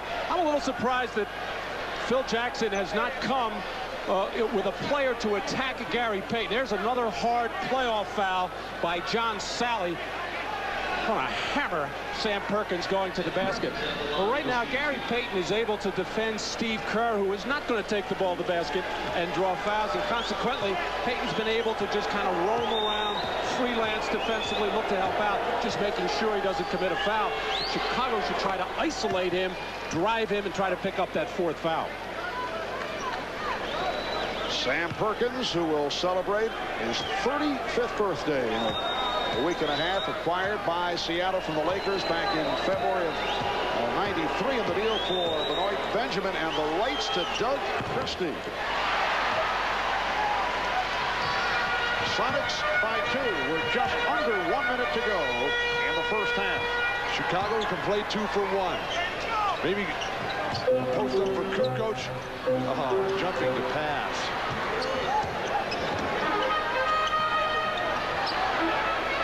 Jordan for 3. Well, that was an offensive sequence that was not going anywhere, and Michael able to bail them out. But more of the interchangeable pieces for Chicago. Makes them turn broken plays, allows them to get into something really good. And when you have Jordan who can make everything, that makes up for a lot of sins. Bulls by 1. Perkins for 3. So it will be Chicago ball. 23 seconds remaining in the half.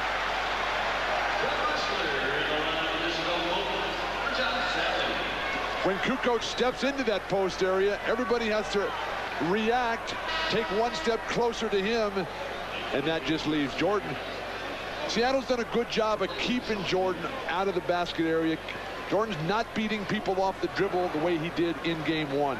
Well, George Karl not gambling anymore. He had gotten Payton out of there with a minute to go, now making sure Kemp doesn't get his third, as the Bulls like to spread the floor in this situation, normally with Kukoc.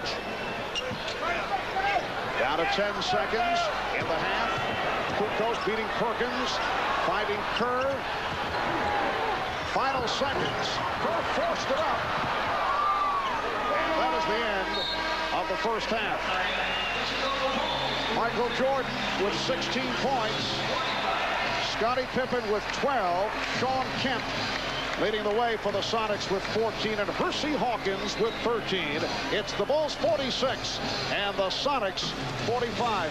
Back in a moment with Bob Costas and the Prudential halftime report. But first, let's pause for these messages. Sonics 46-45. Michael Jordan leading the way with 16. Scottie Pippen a dozen. For Seattle, Shawn Kemp with 14, and Hersey Hawkins, who was cold in game 1, has 13 at the half of game 2. Bob Costas back in Chicago. I'll be joined in our next segment by Julius Erving. But first, we have an opportunity to talk with Jerry West, the one-time Laker great who played in 9 NBA Finals. Known as one of the great clutch players in NBA history. Altogether, he played 14 seasons for the Lakers, and for the past 14 years, he's been in charge of basketball operations for the Lakers. Now, before we get going with Jerry, we should mention that NBA rules regarding tampering preclude Jerry or any other general manager or director of basketball operations around the league from discussing other teams' free agents until July 1st. So whatever the Lakers' rumored interest might be in Shaquille O'Neal or anyone else, we can't even put that question to Jerry. He's not in a position to comment. But you can comment about this, and you've been talking about it all year. You played either with or against almost all the teams that have been compared to these Bulls as on the short list of the great NBA teams of all time. Where do you place the Bulls? Well, this is truly an incredible team, Bob. You know, they have almost anything you want. That maybe arguably the greatest player to ever play during a team in one time. I think the impressive thing about this team is they can beat you almost any way. They can play a low-scoring game. 3 tremendous defensive players. And Michael Jordan's presence on both ends of the court, that's a real special package to have in one player. Is Michael Jordan the best player of all time? Bob, it would really be hard to argue against this because, you know, I think one of the ways you measure a player, how many games you win, how many championships do you win, and whether or not you really are a factor for your team all the time. Well, he's not only a factor on the offensive end, but the defensive end, I think he's nearly as great, and everything he does offensively overshadows the incredible defensive abilities that he has. You know, this might seem like sacrilege to say. There's no way you can say that the Bulls aren't the best team of all time, but I think with modern marketing and short memories, maybe they get overrated in comparison even to teams of a decade ago. Riley's great Laker teams with Kareem and Magic. The Celtics of '86 with a great front line. Not to mention your Laker teams of the 70s or Russell Celtics or Wilt 76ers. They'd be good series in any case. Well, Bob, obviously I think that games would be competitive, but, you know, the NBA has changed so much. There's this enormous marketing that goes on behind all these teams today, and I think when you have a player like Michael Jordan, he commands so much attention that his teams always are going to be perceived as being the best.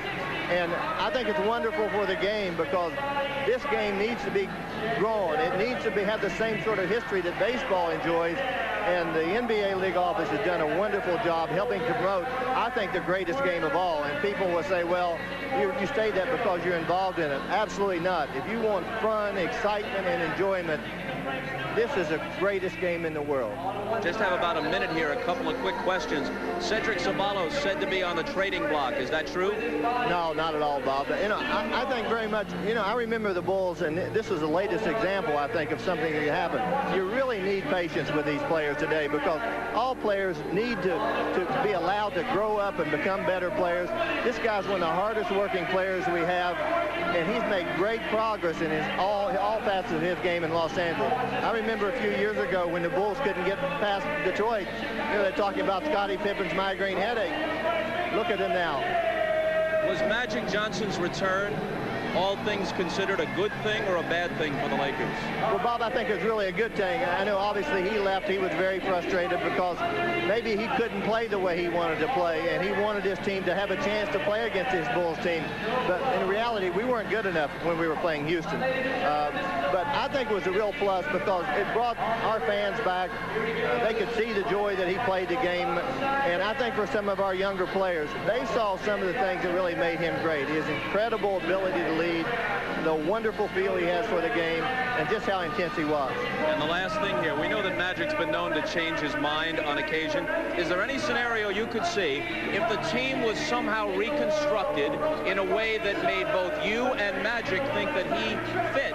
Is there any way you could see him in a Laker uniform again? Bob, I think he has retired from basketball, at least on the NBA level. But he can still play wherever he wants, right? Oh, yes, absolutely. Okay, Jerry, always good to see you. Thank you, Folks, Bob. for you youngsters watching, how good was Jerry West? When you look at that NBA logo, that silhouette of the guy dribbling with the left hand, that's Jerry West. Before Magic and Michael, the all-time NBA backcourt was generally considered to be Oscar Robertson and Mr. Clutch, Jerry West. When we come back, we'll talk about the first half of the 36-45 at the half. Very ecumenical gathering politically with Jesse Jackson on the left side of the aisle and the presumptive Republican nominee Bob Dole from the right, and they can agree that NBA action is fantastic. We're joined by Julius Erving. We should mention that our colleague Peter Vesey is a little bit under the weather, hasn't been here in Chicago. He'll join us for Game 3 Sunday night in Seattle. Your thoughts on the Sonics game plan approaching Game 2? Well, I'll tell you, all those people you mentioned don't get my heart fluttering the way that Jerry West did. He was one of my heroes, for sure, Bob. But the Sonics came with a very strong game plan today. They decided to play deliberate basketball. They were conservative offensively, only looking for the high percentage shots, trying to get Sam Perkins and Shawn Kemp in the lane, and certainly Hersey Hawkins get 11 points in the second quarter, help their cause. So if you're George Karl, you feel pretty good in the locker room? Well, I think you have to feel pretty good about the first half, but I got a sense that Chicago was just sort of laying back, letting their reserves get a little bit of playing time, and the starters in the second half were going to step it up a little bit. I had the feeling that Chicago was playing at about 75% of its efficiency. Okay, Doc, some NBA news. The New Jersey Nets made it official today, hiring former UMass coach John Calipari as both head coach and executive vice president of basketball operations. The deal is for 5 years, and reports are that it's for a total of $15 million. I was asked, did you ever dream this would happen? And I said, yes, I dreamed about this. I'd be on a run dreaming about coaching in the NBA, coaching against the Celtics and the Lakers. I'm coaching in the league that has the greatest coaches in the world. I am juiced. I'm not sure what I'm up against, but I'm juiced about it and the opportunities I have. Turning to action today in the French Open, 2 men's semifinals, and Pete Sampras, the top seed, was overwhelmed by the Russian Yevgeny Kafelnikov. Sampras lost a first-set tiebreak and then was never in the match, winning just 2 games in the final 2 sets. If you don't have it, you just don't have it. And clay is the surface that, you know, it's not like you can hit your big serves like on grass and work your way into the match. You know, he started playing a little bit better, but you know, it's hard to say what might have happened if I would have won the first, but obviously didn't, and I just went straight downhill from there. In the other semifinal, German Michael Stich beat Marc Rosset of Switzerland in straight sets. Stich will face Kafelnikov in Sunday's final beginning at 9 a.m. Eastern Time, and we have the women's final tomorrow between Steffi Graf and Arantxa Sanchez Vicario. Airtime for that noon Eastern, 9 o'clock in the morning on the West Coast. That'll be followed by the U.S. Olympic beach volleyball trials. Big favorites Karch Karai and Kent Steffes lost today and will be forced to battle through the losers bracket to gain a berth in the Olympic Games. And then at 4 o'clock Eastern Time, 92 Olympic medalist Shannon Miller is among the headliners in the U.S. Gymnastics Championships. Also featured in the competition is 14-year-old sensation Dominique Moceanu, in the last major competition before the Olympic trials. One other note, immediately following tonight's Game 2 on CNBC, we'll bring you a half-hour post-game special. Plenty of interviews and analysis on CNBC right after the game. It's halftime in Chicago. The Bulls leading the Sonics by 1. Back to Marv, Matt, and Bill after these messages from your local station. This has been the Prudential Halftime Report, brought to you by Prudential. Live well. Make a plan. Be your own rock. Chicago, the Bulls with a 46-45 lead on the Seattle Sonics.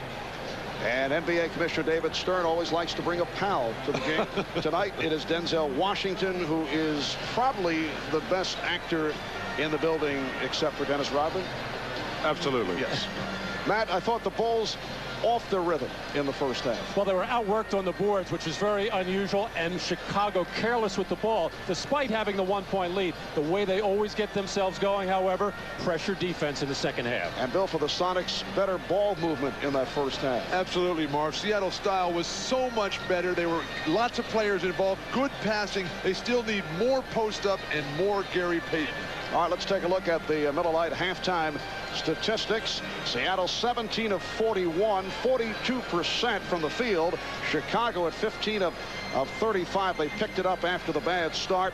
Hersey Hawkins coming on strong in the second quarter, finished with 13 points on 5 out of 8. In the assist column, Chicago with a 13-5 advantage, and Michael Jordan in the first half, 16 points in his 21 minutes on 6 of 11 shooting. We'll be right back.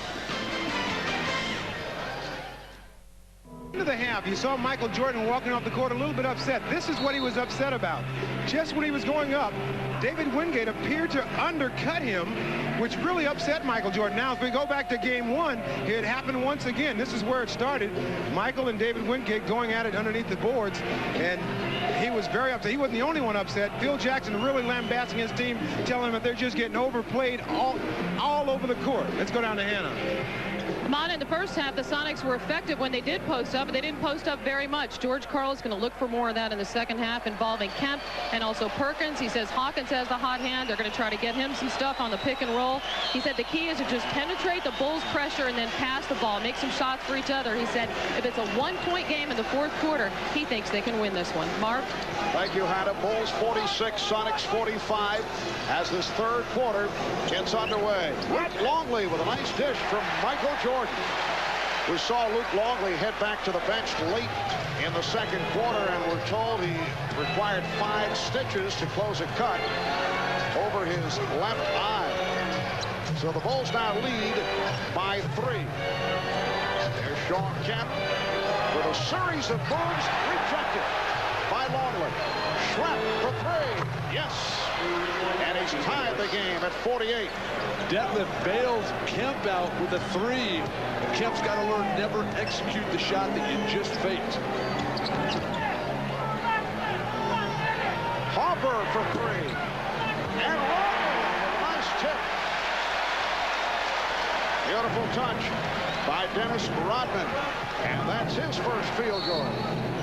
So the Bulls now lead by 2, and a holding foul called on Jordan. Well, Chicago with only 6 offensive rebounds in that first half, 2 of them by Dennis Rodman, well below their norm.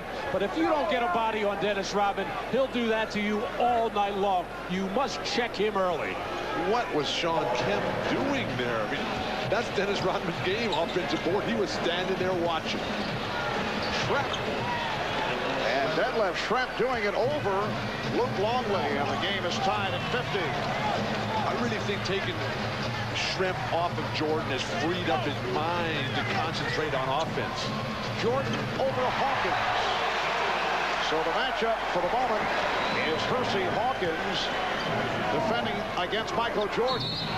Kemp putting the moves on Luke Longley and draws the foul. That's 3 on Longley. Well, Michael looks a lot lighter on his feet to start this third quarter, and his eyes are getting wider and wider right now. Just a quick, hard dribble up in the air. Jerry West used to do that. He's going to the other direction. 2 hard dribbles up in the air and the jump shot.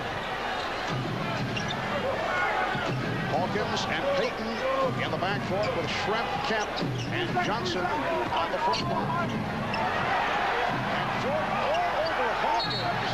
Last touch by Hawkins. What a play defensively by Michael Jordan. It gets the Chicago bench going, the players on the floor going, and the crowd going when your best offensive player works that hard at the defensive end. And at the other end, Johnson is called for the foul, pushing Longley at the post.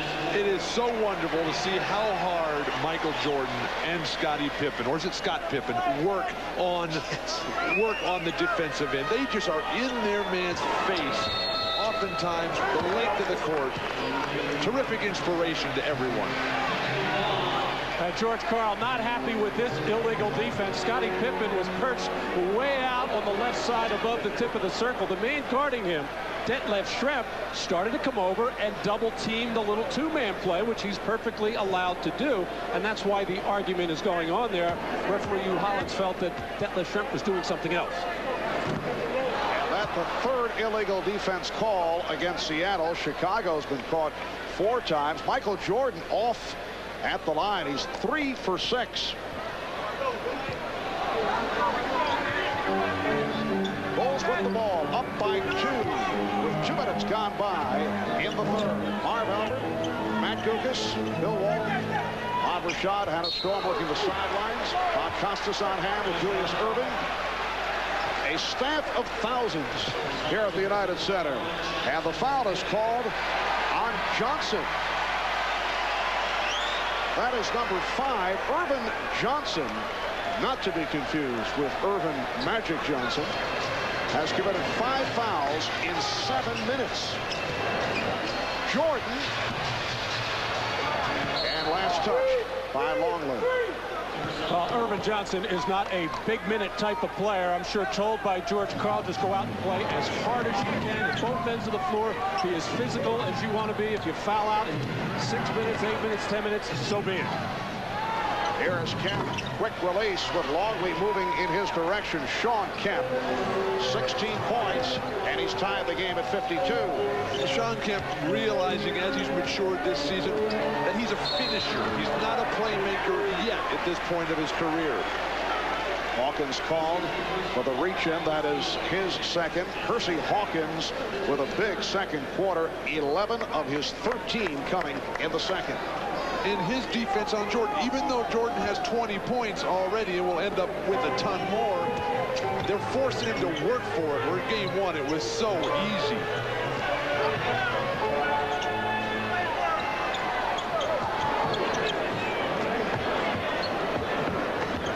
Longley getting position. Rodman. Dennis Rodman with the offensive putback. Once again, Shawn Kemp not putting enough body on Rodman, and how Rodman finds that little crack, that little seam, the strong hands to catch, and not so much to finish, because he normally doesn't finish in there, but he has been a much more offensive-minded player throughout the last 10-15 playoff games. Michael Jordan claiming that he got the ball, that he did not foul Schrempf as he reached in on the ball fake and called for the foul.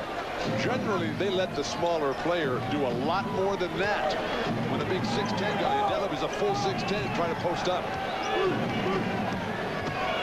Gary Payton, nice change of pace on the dribble.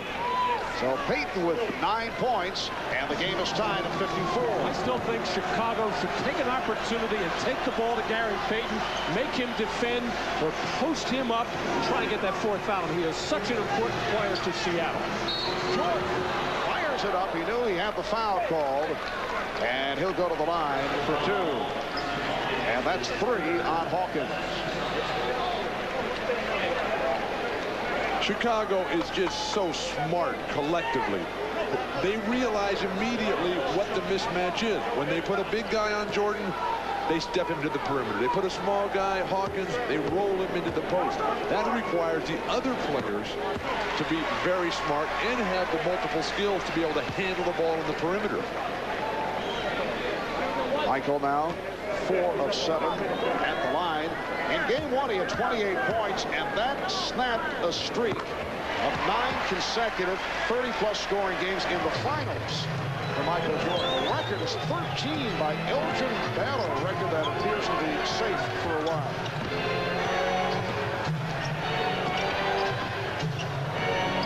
Hawkins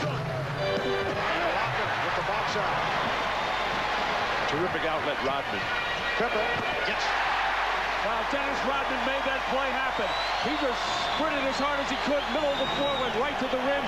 Detlef Schrempf had to honor that, and that left Pippen open. Oh, Kemp going baseline, firing it up. Rebound, Kemp. Rebounded by Longley. And the Bulls on the run. Now they get back. Pippen for 3. Rodman with the save, but he stepped out. Oh, Bradley pushed out. So the foul call.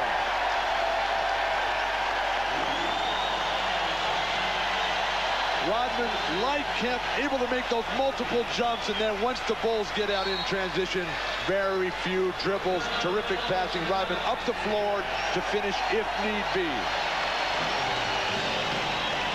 And you see Schrempf with the light touch on Rodman, and that drew the foul call. We'll be right back.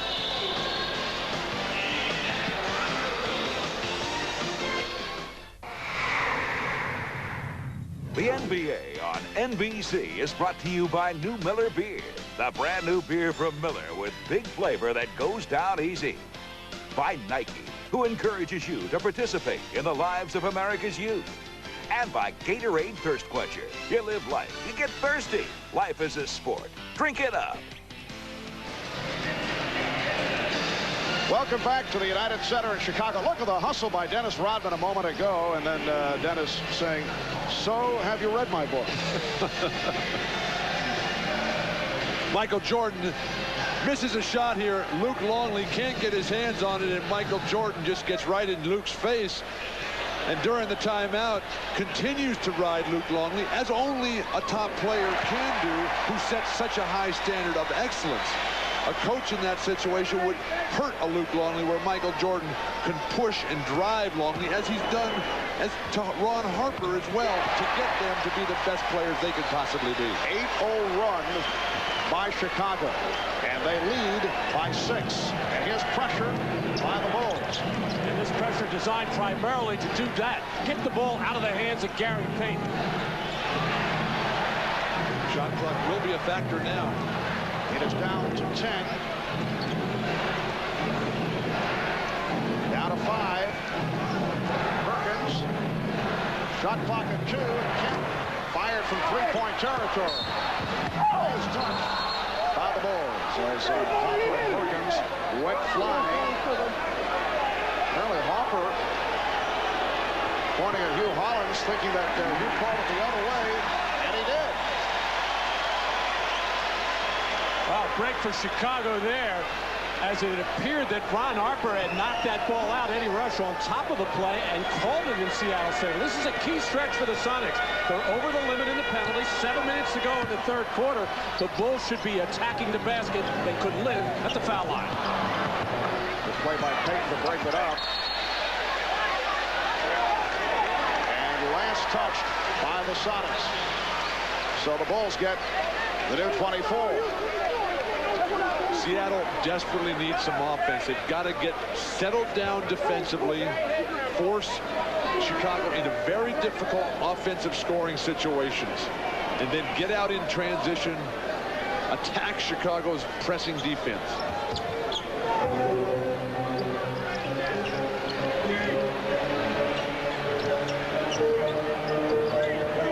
Jordan.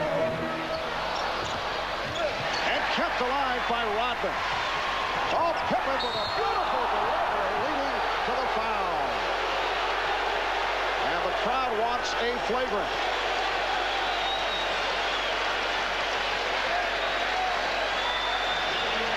It is a flagrant foul.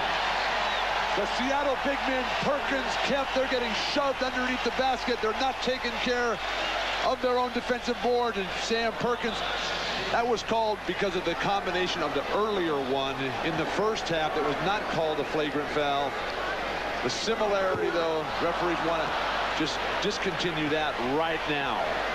Oh, here are the Bulls getting to the free throw line now with the Sonics over the limit of the penalty. He would have gone either way because that was a shooting foul, and to tack on a flagrant foul as well.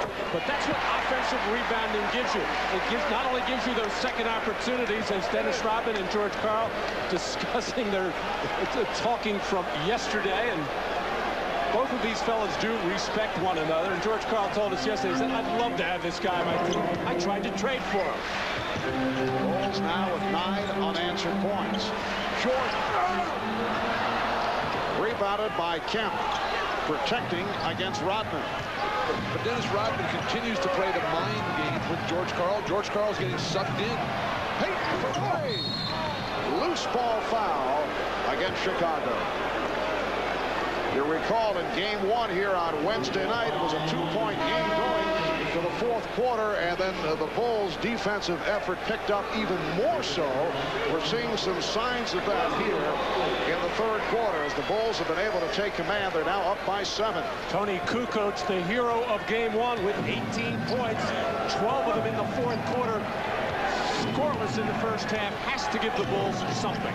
And Kukoc back on the floor. Coming on for Longley. Perkins. Nice post up, taking advantage of Kukoc. 7 points for Perkins. The Bulls lead 61-56. Bill Jackson feels that Kukoc has really improved with his low post defense. He thinks that can be a good matchup for Kukoc on to Sam Perkins down deep. Jordan wants it against Hawkins and throws the air ball. Rodman not able to convert. Rodman felt he was fouled. Shrimp with a bad pass, and here's Pippen with the breakaway. Careless turnover by Detlef Schrempf, the kind that just breaks your back. You need offense desperately. He's coming up casually with Pippen and Jordan right here. Inexcusable. Bulls by 7. Just under 5 minutes remaining in the third. Chant of defense with the crowd. Shot clock at 4. Schrempf. And converted by Kemp. Shawn Kemp hammering it down. Well, that's what talent will do for you. That was a terrible possession by Seattle. They should have been trying to post Perkins again as he just manhandled Kukoc inside, but bailed out tremendously by Shawn Kemp, playing well over the rim. Pippen. And Kemp with the rebound. 5-point Chicago lead. Now Schrempf held by Pippen as they became entangled. Foul on Pippen. That's his third. Vincent Askew getting set to check back in as you get another look at Kemp.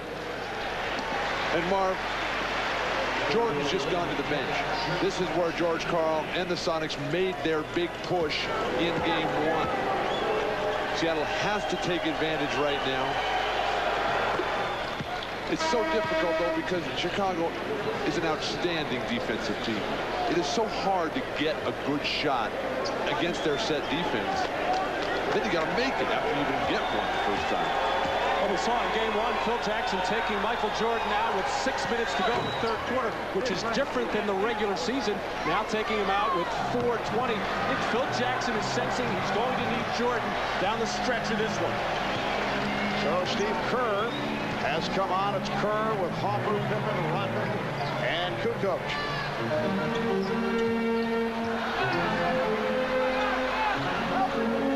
Shot clock at 5. Harper posting. Did he get it off in time? Yes, he did. Chicago runs players at Payton's advantage the ball beautifully. Foul on Kukoc. That is his first. Both teams are over the limit. And it's so difficult as Tony Kukoc just cannot find anything tonight. I asked him before the game how he's feeling. He said he's great. That back, no longer a problem at all. But Seattle is a team, like most of the Western Conference teams, with Gary Payton, as they have one ball handling guard. The Eastern teams, like Orlando and Indiana, Chicago, they've got the bigger guards who both handle it, pass to the forwards a lot. You get the ball out of Payton's hands, Seattle's going to struggle. Well, Seattle now within 1 with 3:40 to go in the third quarter. So 6 straight points by the Sonics to match that Chicago run. Kukoc hesitated, did not take the shot. He had it. Tony Kukoc now looking tentative. Pippen is fouled. I don't think Phil Jackson will stay very long with Tony Kukoc if he's going to act that way at the offensive end. He's having his problems with Perkins on the inside, although Seattle's only done that a couple of times. But Tony Kukoc, who's a European Player of the Year, he's been around. He has to take that shot no matter what he's shooting from the field. But, man, it's tough for Tony because he comes in when Jordan's on the bench. And when he's not playing well, all the problems just get magnified. If he had some opportunities to play with Jordan a little more, maybe he could find his game. And here is Randy Brown making his first appearance, coming on for Steve Kerr. Randy Brown, noted as a defensive specialist. His 5th year at New Mexico State. Dennis Rodman has turned it around off the boards in this third quarter. He has 13 rebounds, 7 of the 13 in the third. Scottie Pippen. Rodman again. What is Shawn Kemp doing? Shawn Kemp has got to spend 50% of his time thinking about boxing out Dennis Rodman. George Karl forced to call a timeout. 3 minutes, 3 seconds to go. In the third quarter, the Bulls now lead by 4, and suddenly the presence of Dennis Rodman off the boards, providing an impact for Chicago. Rodman here in the third quarter, 8 points and 8 rebounds. It's Rodman again with the tip.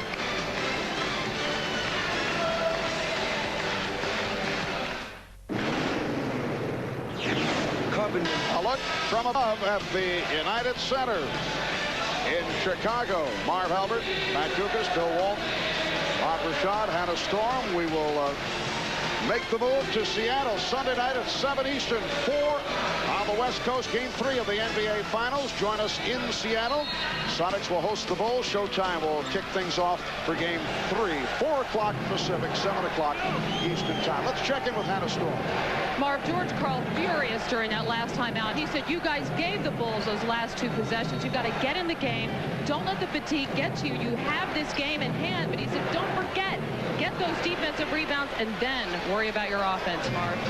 All right, Hannah, Gary Payton cutting into a 2-point Chicago lead. But Marv, Rodman has found his rebounding rhythm. In the first game and a half, he was jumping 3 times for every rebound he eventually got as Kukoc finds the range.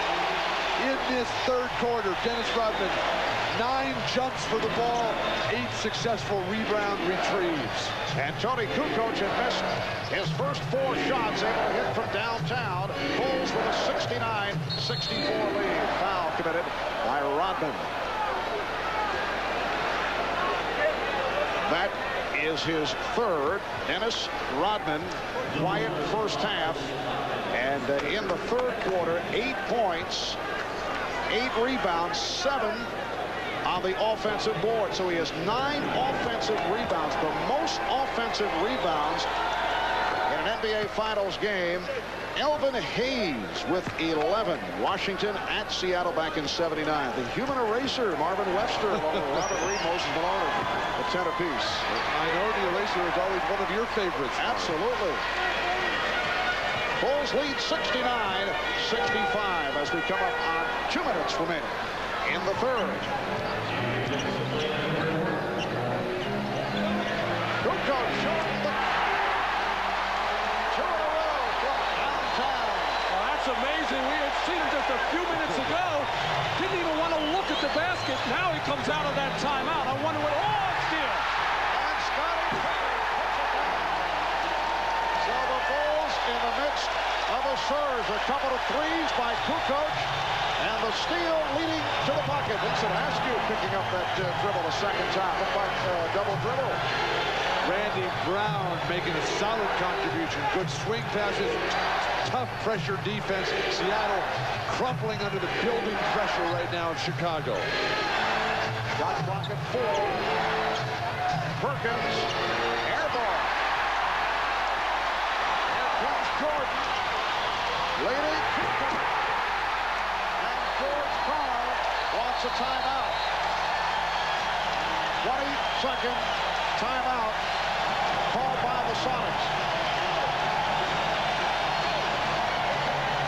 Tony Kukoc, so valuable in game 1, coming up large in that fourth quarter with 3-pointers, with passes, with dunks, has now ignited the Chicago Bulls and this crowd with the deep 3 from the right corner. And then Scottie Pippen on the defensive end. Just comes blindsides Vincent Askew, looks to the crowd, says, lift me higher. And then Jordan in transition. Sonics failing to get back. Chins on their chest. And this crowd exploding. And here's pressure by the Bulls. 10-1 run, keyed by Kukoc, accounting for 8 of Chicago's last 10 points. And the Bulls with the biggest lead of the night. They're up by 11. It was Kukoc's 2 threes in the fourth quarter. One of them turned into a 4-point play that really broke the game open Wednesday night. How about Dennis Rodman? 16 rebounds for the game. He's had 10 of the 16 here in the third. Shot clock down to 3. Payton. Now the Sonics being forced to take bad shots with the shot clock rolling down. Jordan putting the move on Shrimp and then gives it up. Open shot for Pippen. And Kukoc with the rebound. Pippen checking the clock.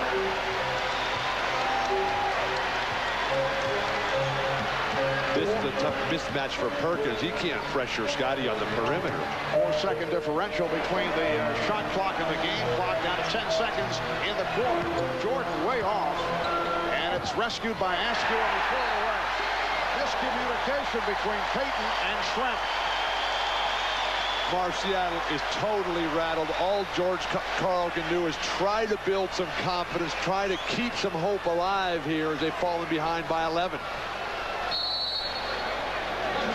20 taken by Chicago with 6 1/10 seconds remaining in the third quarter. Now it's changed to a full timeout. Bulls 76 and the Sonics 65. Jordan's leadership has been the difference as Chicago has blown this open here. Earlier, he was all over his teammates. Luke Longley, Ron Harper, all the guys for not coming through. But he's the first guy to go pat him on the back, the head, and he's going to wipe the dye off his hand. Yes. I think he got Dennis right at the Pearl Jam insignia. Sure. And a rim down. Last touch. Let's see the officials, Ed Rush and Hugh Hollins, in a discussion as to who knocked it out. Only 0.5 of a second remaining in this third quarter, it will be Chicago ball. This is where you always have to keep your eye on Michael Jordan for that lob to the basket. 5/10 is enough to catch and finish. Well, Michael drifted outside, and that's the end of the third quarter. A surge by the Bulls. Sparked by Tony Kukoc and Dennis Rodman. And the Bulls are up by 11. We'll be back after these messages and a word from your local station. You are watching the NBA on NBC. That George Karl has told his club, the Bulls will let you back in the game here in the fourth quarter, but if you quit playing, they will blow you out. And again, Gary Payton not able to take charge. 5 of 12, only 2 assists. The other night, 6 of 17 in 47 minutes. And he's locked the playing time again here tonight. He's played 33 of a possible 36 minutes. Shawn Kemp opens up this fourth quarter. We get a whistle from Jess Kersey in the foul on the Bulls. It is on Rodman. That is his fourth. Mark, Gary Payton's contribution has just not been enough. For Seattle to win this game, for Seattle to win this series, he's got to come out and play the way Isaiah Thomas used to play for the Detroit Pistons. Come down the lane, put up big offensive numbers, draw the defense to you, and then set up your teammates. Shawn Kemp playing by himself out here tonight, called for yet another turnover. Well, he had 7 turnovers in game 1. Kemp tonight, that is his third. And speaking of turnovers, the Chicago Bulls with 11 careless ones in that first half, none in that third quarter, as they really picked it up defensively as well. The Bulls by 11. Pippen. Well, he's able to penetrate straight down the lane, no pressure. And it's now 78-65. And the Bulls' strategy coming into this series, get the ball out of Gary Payton's hands as much as possible, make some other Seattle Sonic get them into their offense.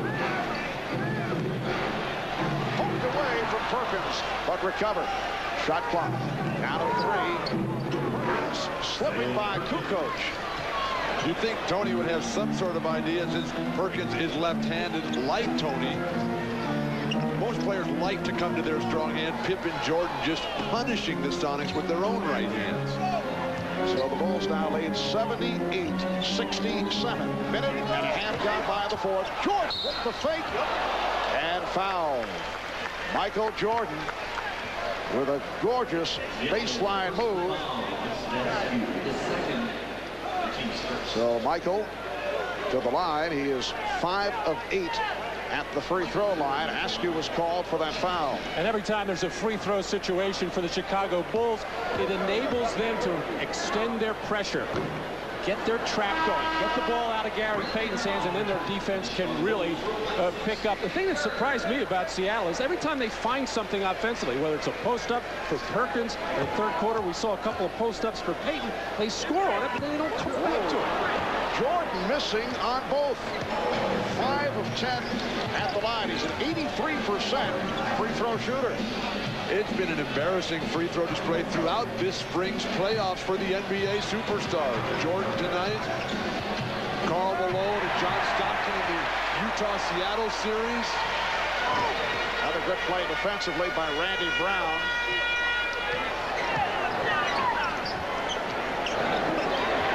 Kukoc for 3. And Rodman with another offensive rebound. Shawn Kemp just does not block out. He goes for the ball.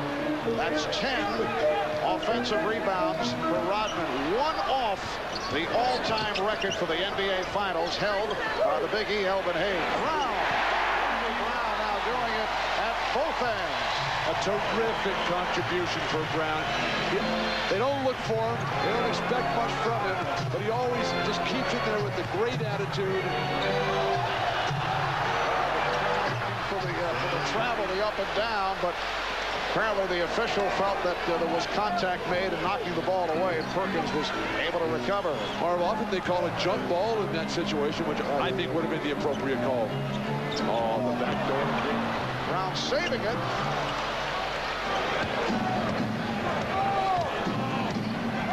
basic backdoor plays that you see from Chicago. That's the type of action that Seattle needs more of.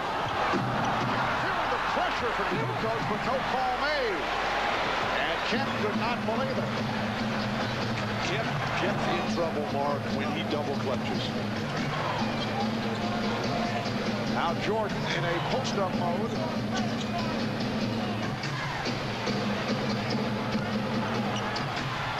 Jordan played well by Askew. He thought he was fouled, though. And now Payton is fouled. Timeout is taken. 8:29 remaining. In the fourth quarter, the Bulls 80, Sonics 69.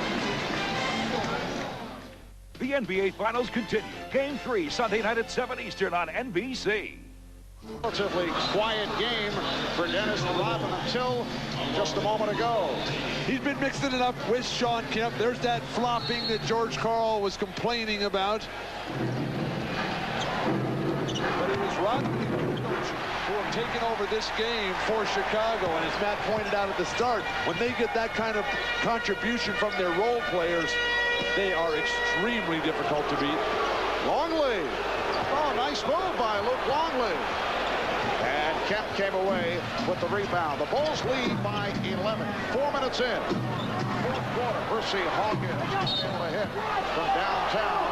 A reminder, after tonight's game, we suggest you tune to CNBC on your cable system for a special NBA Finals post-game report. Our entire cast will recount the game with highlights. You'll see live press conference interviews and guests as we look back at Game 2 here at the United Center. That's the NBA Finals post-game special immediately following the game on CNBC. Now, Bill and Matt are regular viewers of CNBC following their extensive investment portfolios on a daily basis.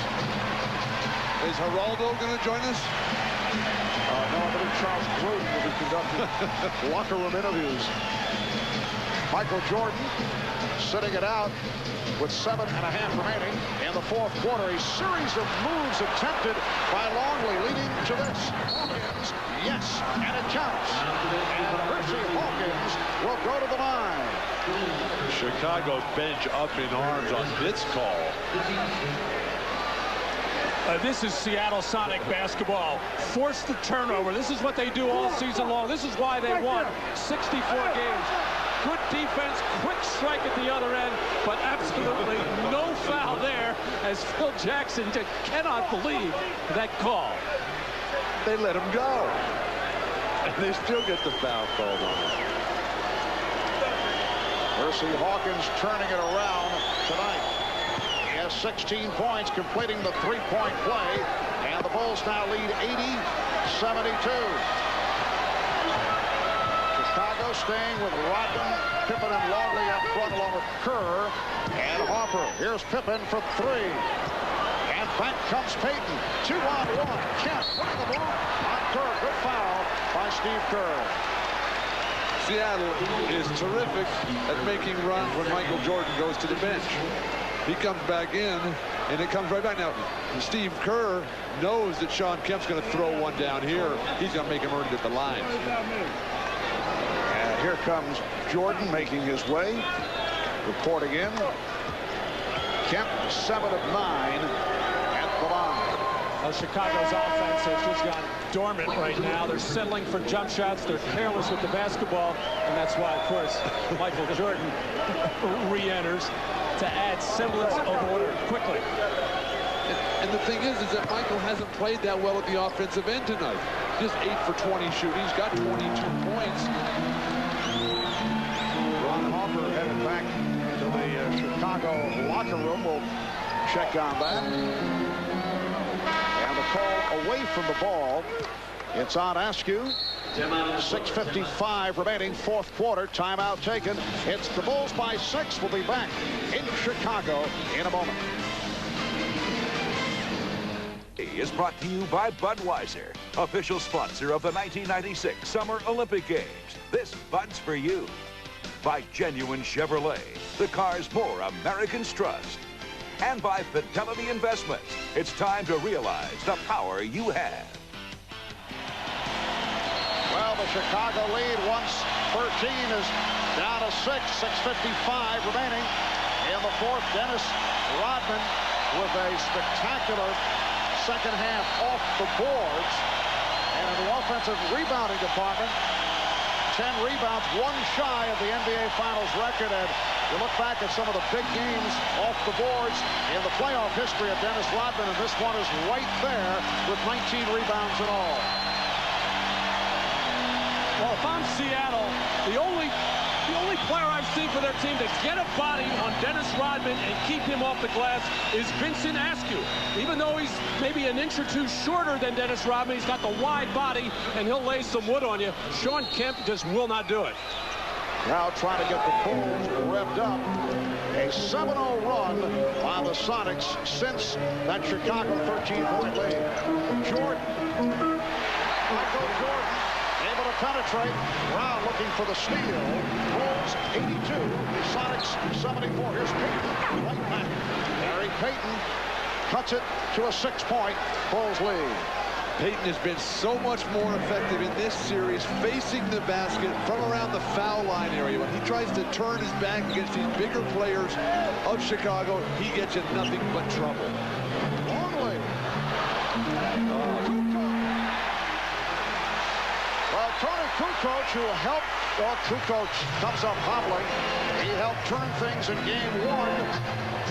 And after a slow start here tonight, he has come on in the fourth quarter. Mark, you are not going to have any chance of beating the Bulls unless you can dominate your defensive rebounding. And it's Kukoc with the rebound, although he is still hurting. Very slow in making his way to the front court. See the Bulls in command off the boards.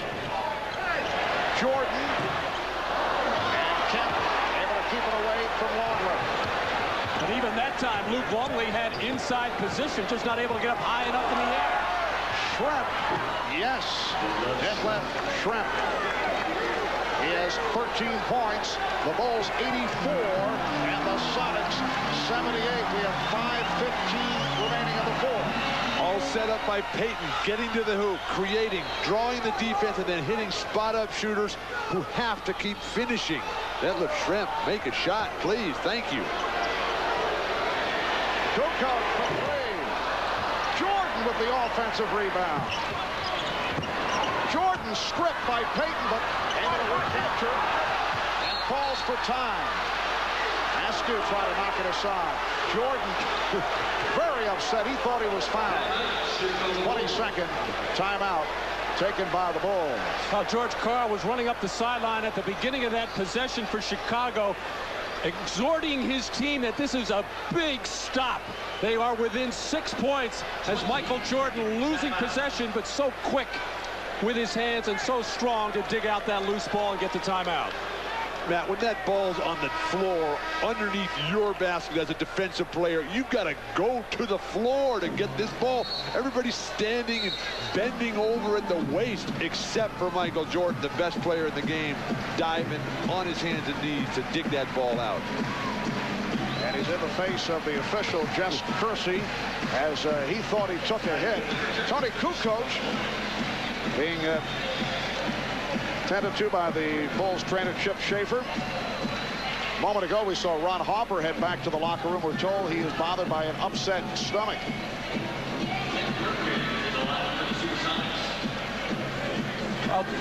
Tony Kukoc, not normally much of an offensive rebounder, but his left foot landing right on the foot of Shawn Kemp and turning that ankle. 4:51 remaining in the fourth.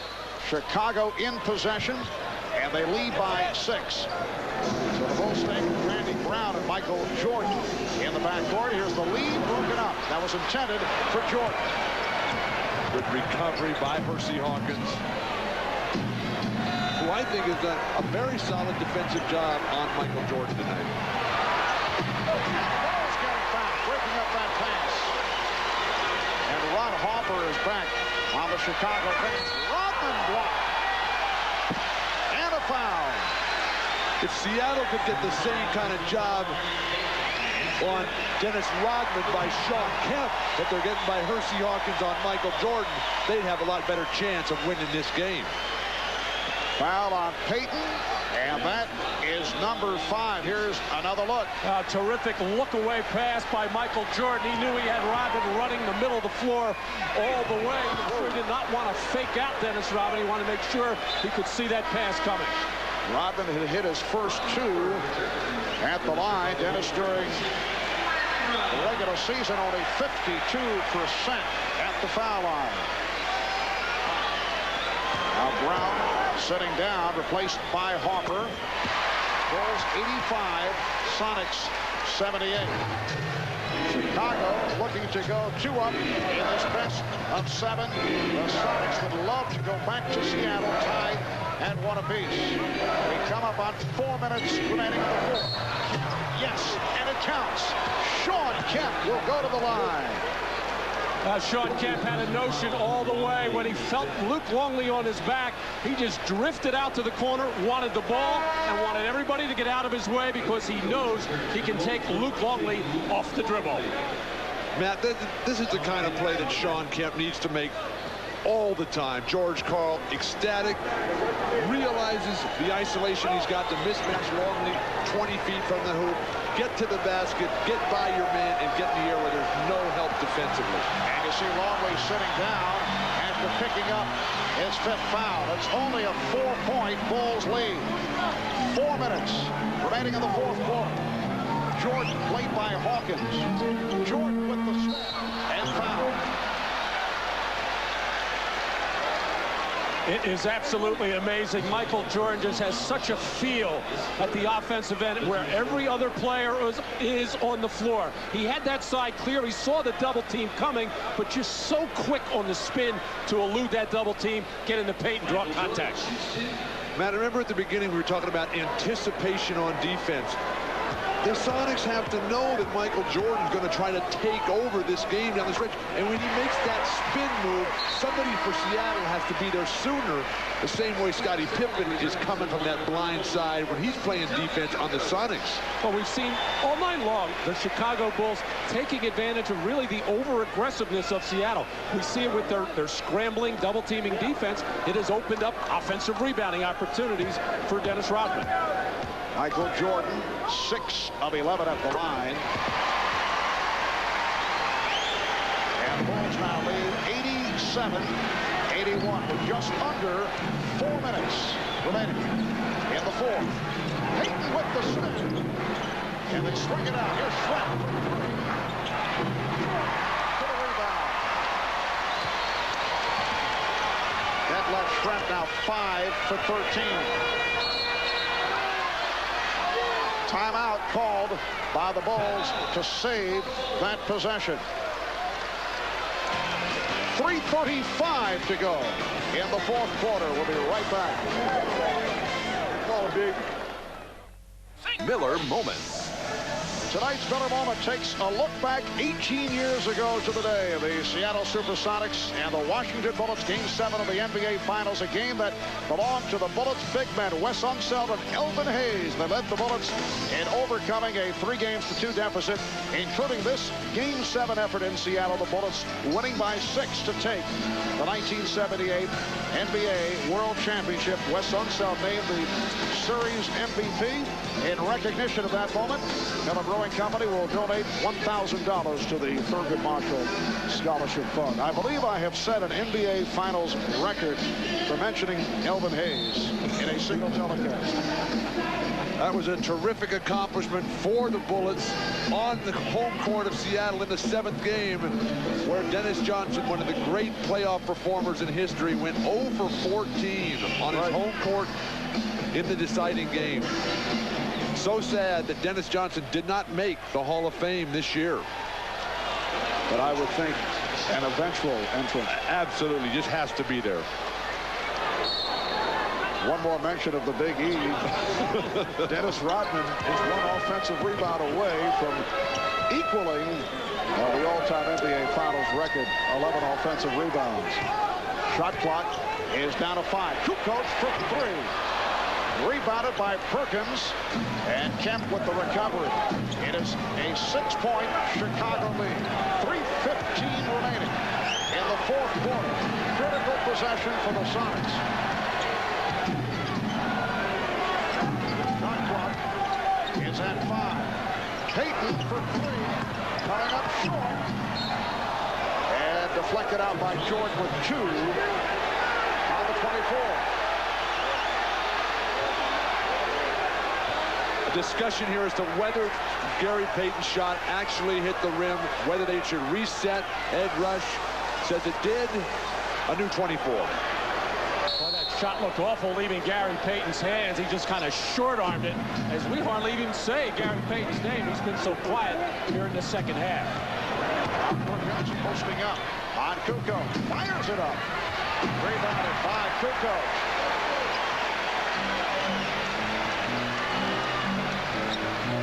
Well, the Sonics have had their opportunities the last couple of possessions, but not able to convert. Bulls with a 6-point advantage. 2.5 to go. That nearly rimmed in. These Bulls are really good. Well, much to discuss following tonight's game, and as we mentioned earlier, after our telecast here on NBC, you can tune to CNBC on your cable system for an NBA Finals post-game special. We'll all be on hand with interviews, discussions.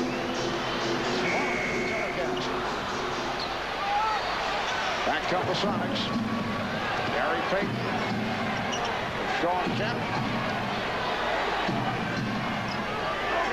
We come up on 2 minutes to go in the fourth. Perkins strip. And deflected out by Pippen. One of the problems over the years from Seattle, as they call a timeout right now, has been a lack of a go-to guy in the set offense down the stretch. They're struggling to find some offense right now. 2:08 remaining in the fourth at the United Center. Chicago 87 and Seattle 81. 2 minutes and 8 seconds to go in the fourth quarter. Both teams with 2 full timeouts remaining. No fouls to give. It will be Seattle ball with 11 on the shot clock. It's not so much that the Sonics don't have go-to guys. They got a bunch out there. Payton, Kemp, Shrimp in certain situations. It's just they don't execute well in the half court. They have to run some high pick and roll. Seattle has not scored in 2 minutes and 5 seconds. Shrimp. Hawkins for 3. Now the back tap handled by Harper. Lost it off his foot, but Rodman able to preserve.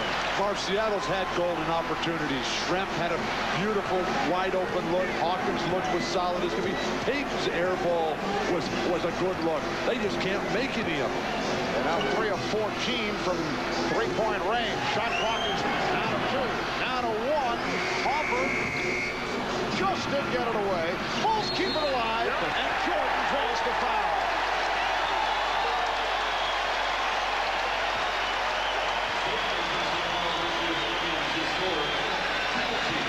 Percy Hawkins called for his 4th, and Michael Jordan back to the line where he is 7 of 12. And that look of frustration on the face of George Karl has been, he couldn't have asked for anything more, struggling all night, but time and time again, just hanging 6 behind and getting good scoring opportunities and can't get them. And the Bulls aren't doing anything at their end offensively.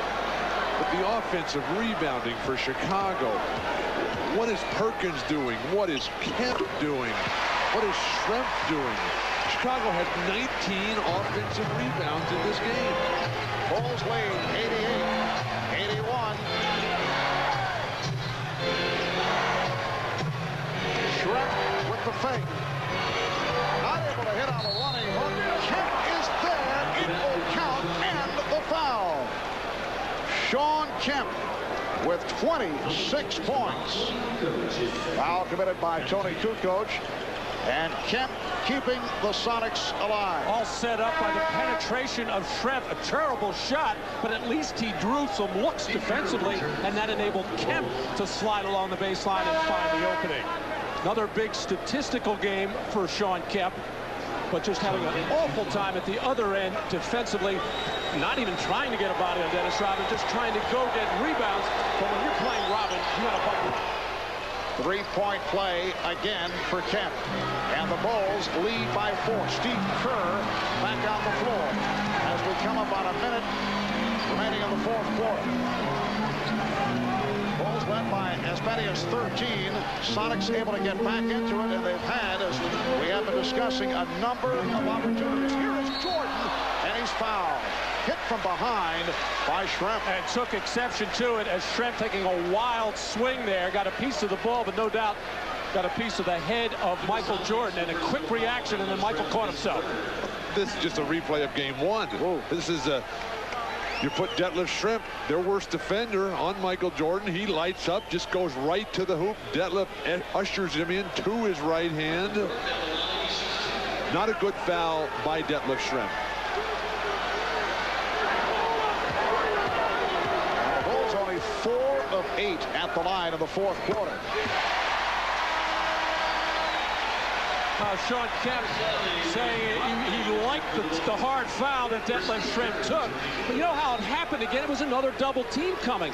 But actually the Sonics are coming so hard with a double team that Michael is able to get around it. You can't come so hard where he's going to split it or go around it. You got to top him. Bulls lead 90-84. And the Sonics call for time with 55 and 9/10 seconds to go in the fourth. We'll be back after these messages from your local station. Now, a Third Rock Olympic tribute. Harry, what are you doing? High jump.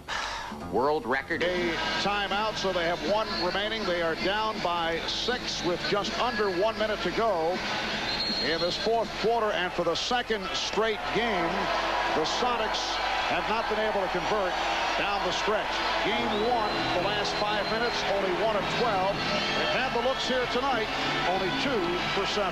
And the Chicago Bulls, not that much better. They've only scored 14 points in this fourth quarter, but so far, the defense of Chicago has been strong. Seattle can look at that graphic and see improvement. Yeah, they doubled their performance from game 1, but it's just not enough.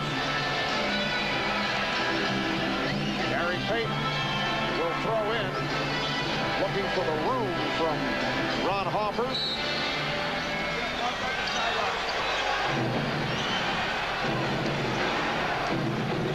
Harper got picked off by Kemp. And we get the whistle from Hugh Hollins and a foul against the Bulls. Both teams are over the limit, so all shooting fouls from here on in. Harper picked it up, which is the worst possible situation for the Bulls. It stops the clock, and it puts Schrempf on the line with an opportunity to bring the Sonics within 4. And a situation arises now with John Sally and Dennis Rodman on the floor. A possible quick foul. Phil Jackson senses it and gets better free throw shooters, Kukoc and Kerr, ready to come in. Schrempf is now 3 for 3 at the line. He's a 78% free throw shooter. Another off performance for Detlef Schrempf. 5 of 14 shooting. Chicago is just so solid defensively. Even though they were scrambling and broken down there, Harper did a pretty decent job of forcing Schrempf into help to his offhand. Now pressure by the Sonics. The Bulls have missed their last 6 shots. At one point they led by 13. They were up 80-67 with 9 minutes to go in the fourth quarter. Down to 35 seconds, 10 on the shot clock. Bulls in no hurry here. 6 on the 24, and Kerr fires for 3. Rodman with the offensive rebound, and that ties an NBA Finals record. 11 on the offensive glass for Rodman, and that was a big one. Foul is called to stop the clock with 15 and 8/10 seconds remaining. Detlef Schrempf called for the personal. Mark, Seattle just let far too much time go off the clock. The second that Rodman got this rebound, which put him in the record book with Elvin Hayes, the Big E, the Hall of Famer. You got to go right and get that quick foul, get the clock stopped. Well, did you see how quickly Dennis Rodman sprinted? He knew somebody was going to be chasing him. He got rid of that ball as quickly as possible.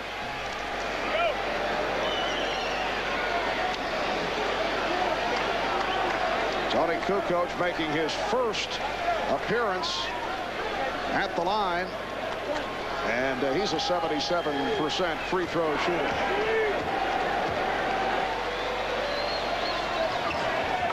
Hits 1 or 2. Bulls lead 91-86. And the Sonics will use their final timeout with 15.8. Don't make it a desperation three at the end to maybe tie. Their three-point shooting tonight, abysmal. Even worse than it was in game 1. Overall, 8 for 31 in the 2 games. Bulls have done it at the foul line here in the final minutes. The last 7 points have come at the free throw line. Down to 15 and 8/10 seconds remaining. Chicago looking to hold on to go 2 up in this best-of-7 NBA Finals Series. Game 3 in Seattle on Sunday night, 7:30 Eastern Time. Showtime will get it going at 7. That's 4 out on the West Coast. And then game 4 in Seattle next Wednesday, June the 12th. So that'll be game 3 Sunday night at the Key Arena in Seattle. Mark, one of the things that Seattle really has to work on is their ability to come from behind and win games. Throughout this playoffs, the games that they've won, and they've won a lot of them, they've led from wire to wire. There hasn't been a case in these playoffs where they've trailed at the half and come back and won. That trend continues. That's disconcerting for George Karl. Payton will throw in now from the near side of the court, looking for the quick 3. Kemp, and he's hit out of reach. So again, the clock is stopped. 12 and 3/10 seconds to go in the 4th quarter. Sonics, though, do not have any timeouts remaining. And it didn't appear the Sonics looking for any three-point shot there, getting it quickly to Kemp in the corner, and he knew what he was going to do as soon as he caught it, and that is drive to the basket. Kemp, 11 of 14 at the line.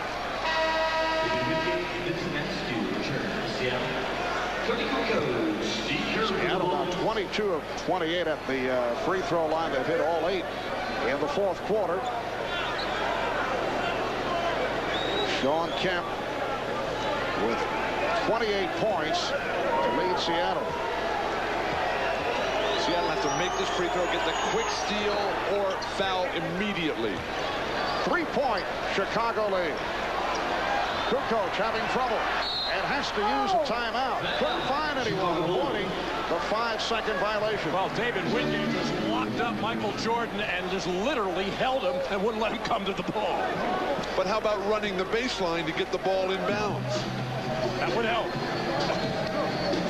So the Bulls forced to take the timeout. Reminder, right after our telecast here on NBC, coming up on CNBC, on your cable system, an NBA Finals postgame special. Our entire cast will recount the game with highlights, show you live press conference interviews. As we look back at game 2 here in the United Center, that'll be the NBA Finals postgame special immediately following the game on CNBC. And these last couple of situations, the Chicago Bulls have left Dennis Rodman on the floor because I think Phil Jackson trusts his instincts so much. He's not a good free throw shooter, and obviously Phil does not want him to get fouled, but they think Dennis is clever enough where he can catch it and they get rid of it very quickly to another good free throw shooter, and he feels he'll just make the right play. Dennis moves so well off the ball. He spaces the floor. He creates the opportunity by spreading that floor for his teammates to create their own play.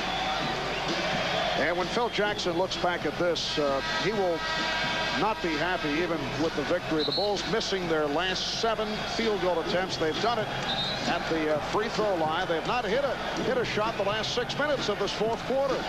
Mark, this is an old team. This is a team that I don't think will really hit their stride till game 3 Sunday night. They had that long layoff. Now they're back to playing every other day, which is NBA basketball. Well, not bad if they haven't been able to hit their stride, and they come out of here with 2 victories. 12 3/10 seconds remaining in the fourth quarter. Again, the pressure by the Sonics. This time Pippen will try to inbound. Jordan gets it back to Pippen. And Hawkins called for the foul. Down to 8 9/10 seconds. And Pippen to the line. He is 5 of 6 at the free throw line. A lot of confidence that time shown by Scottie Pippen, just waiting and saying, come and foul me. If you keep that ball moving, Chicago can run the ball out because Seattle can't catch up to a moving ball. There you see the problems that Scottie Pippen has had from the free throw line during the season and during the playoffs, but so far in this series, much better until there. Seattle out of timeouts. Scottie Pippen, though, has shot the ball well at the line in this final series, 13 of 16. So the situation, 8 9/10 seconds remaining, 3-point Chicago lead. As you mentioned, Matt, no timeouts for Seattle. So the Bulls get back to the Seattle front court as Pippen misses on both. Rodman able to get a jump ball out of it. However, it's only a 3-point game. That was almost an air ball by Scottie Pippen. And Seattle failing to take care of its defensive backboard, giving up a rebound on the offensive end, an offensive rebound on a missed free throw, inexcusable if you're trying to win. Shows the great instincts of Dennis Rodman, able to get to the ball here. Well, it was knocked loose and almost knocked to him, but how about him just not taking anything for granted? Now the question on the lineup, Jordan trying to organize things. It's Perkins and Rodman. The Sonics with 6 9/10 seconds to go need a 3 to tie it if they can get possession. Bad toss. Oh, not a good toss, and apparently they're going to do it again and reset the clock. Yes. And it looked like a foul could have been called there on Dennis Rodman as he hindered Sam Perkins from getting up in the air. Just cursing with the do-over. They reset to 6.9. And again, a whistle. And they'll re-jump. Hugh Holland says, do it again. And that's the second time Dennis Rodman has fouled Sam Perkins. Rodman is leaning in, and he's initiating the contact, but he's doing it with his left arm, his inside arm. Well, let's see. Well, we need a hat trick. And it's controlled by Jordan. And now the foul with 3 7/10 seconds remaining. Oh, Payton and Jordan having some words, face to face. And Harper guides Payton away. Now Shawn Kemp calming Gary Payton down. Well, Michael well aware of the repercussions if he gets into any kind of trash talking or taunting or a possible throwing of a fist or a slap. He walks away, and Kemp wisely gets Payton out of there. It is Rodman going to the foul line.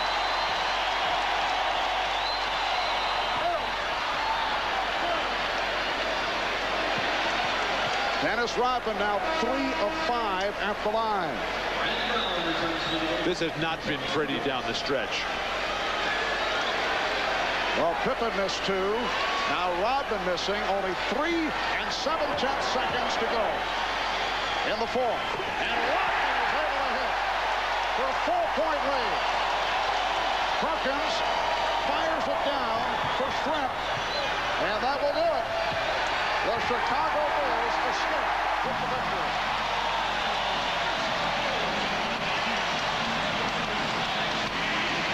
The Bulls over the Sonics 92-88. So they protect the home court. They are up in this best of 7, 2 games to nothing, with game 3 to take place in Seattle on Sunday night. 29 29 for Jordan, 21 for Pippen. Let's go to Jim Gray with Dennis Rodman. Jim?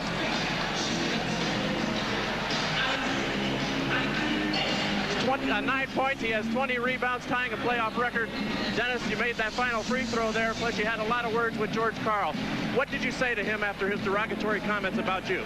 Well, you know, me and George Karl go back a long way, and I remember a couple years ago he really wanted me to come to Seattle, and I wanted to go to Seattle and win a championship there. But, you know, it's all about mind games and head games. That's what it's all about. Have you won the mind games now? You're 2-0 in the series, but are you ahead on the mind games as well? I don't think so. I think Seattle's a great team, a great athletic team. They can get in any game and get in anybody's head. But tonight, you know, I think that we were on the free throw line. You had a specific conversation with George Karl. You went over and said something to him. What was said there? I said, you know, I don't think that was appreciated what you said about me in the paper, but I said, are we still friends? He said, I had to take my players. I said, that's great. Are we still friends? He said, yeah. Now, the Sonics gave you quite a game this evening. They've sent a message that they can be competitive going back to Seattle for 3 games. Now, this was not as easy as you expected tonight, was it? No, I thought we'd play a little bit better, but we didn't. But that's what playoffs are all about. And the people got their money's worth and hope we can get one Sunday. All right, Dennis, congratulations. We'll see you Sunday. Let's say hello to Lexus. All right, let's go back to Marv Albert. All right, thank you, Jim. Rodman, 10 points, 20 rebounds, and NBA Finals record-tying 11 on the offensive glass. Again, the final score, the Bulls 92 and the Sonics 88. They're up 2 games to nothing in this best of 7. And now you can tune to CNBC on your cable system, as we've been mentioning, for that NBA Finals postgame special, which begins immediately. Join us Sunday at 7 o'clock Eastern, 4 on the West Coast, Game 3 of the NBA Final Series from Seattle. For Matt Dukas, Bill Walton, Bob Rashad, Anna Storm, and Bob Costas, I'm Marv Albert saying so long from Chicago. The NBA Finals, the French Open, the U.S. Open. 88, Michael Jordan had 29 points to lead the Bulls, the same total as Shawn Kemp had for the Sonics. But the biggest story by far, Dennis Rodman with 20 rebounds, including 11 off the offensive glass, and the 11 offensive rebounds tie an NBA Finals record dating back to the late 70s, and Elvin Hayes of the Washington Bullets. Bob Costas back in Chicago on CNBC with Julius Erving. This is the very first NBA Finals postgame show on the cable side of NBC. CNBC. Doc, Dennis Rodman's performance in the 3rd quarter alone, when the Bulls opened up a 13-point lead that eventually Seattle chipped away at, but the game was won in the 3rd quarter when they turned a 1-point halftime lead into a 13. He had 10 rebounds in that quarter, plus 8 points, and 7 of the 10 boards were on the offensive board.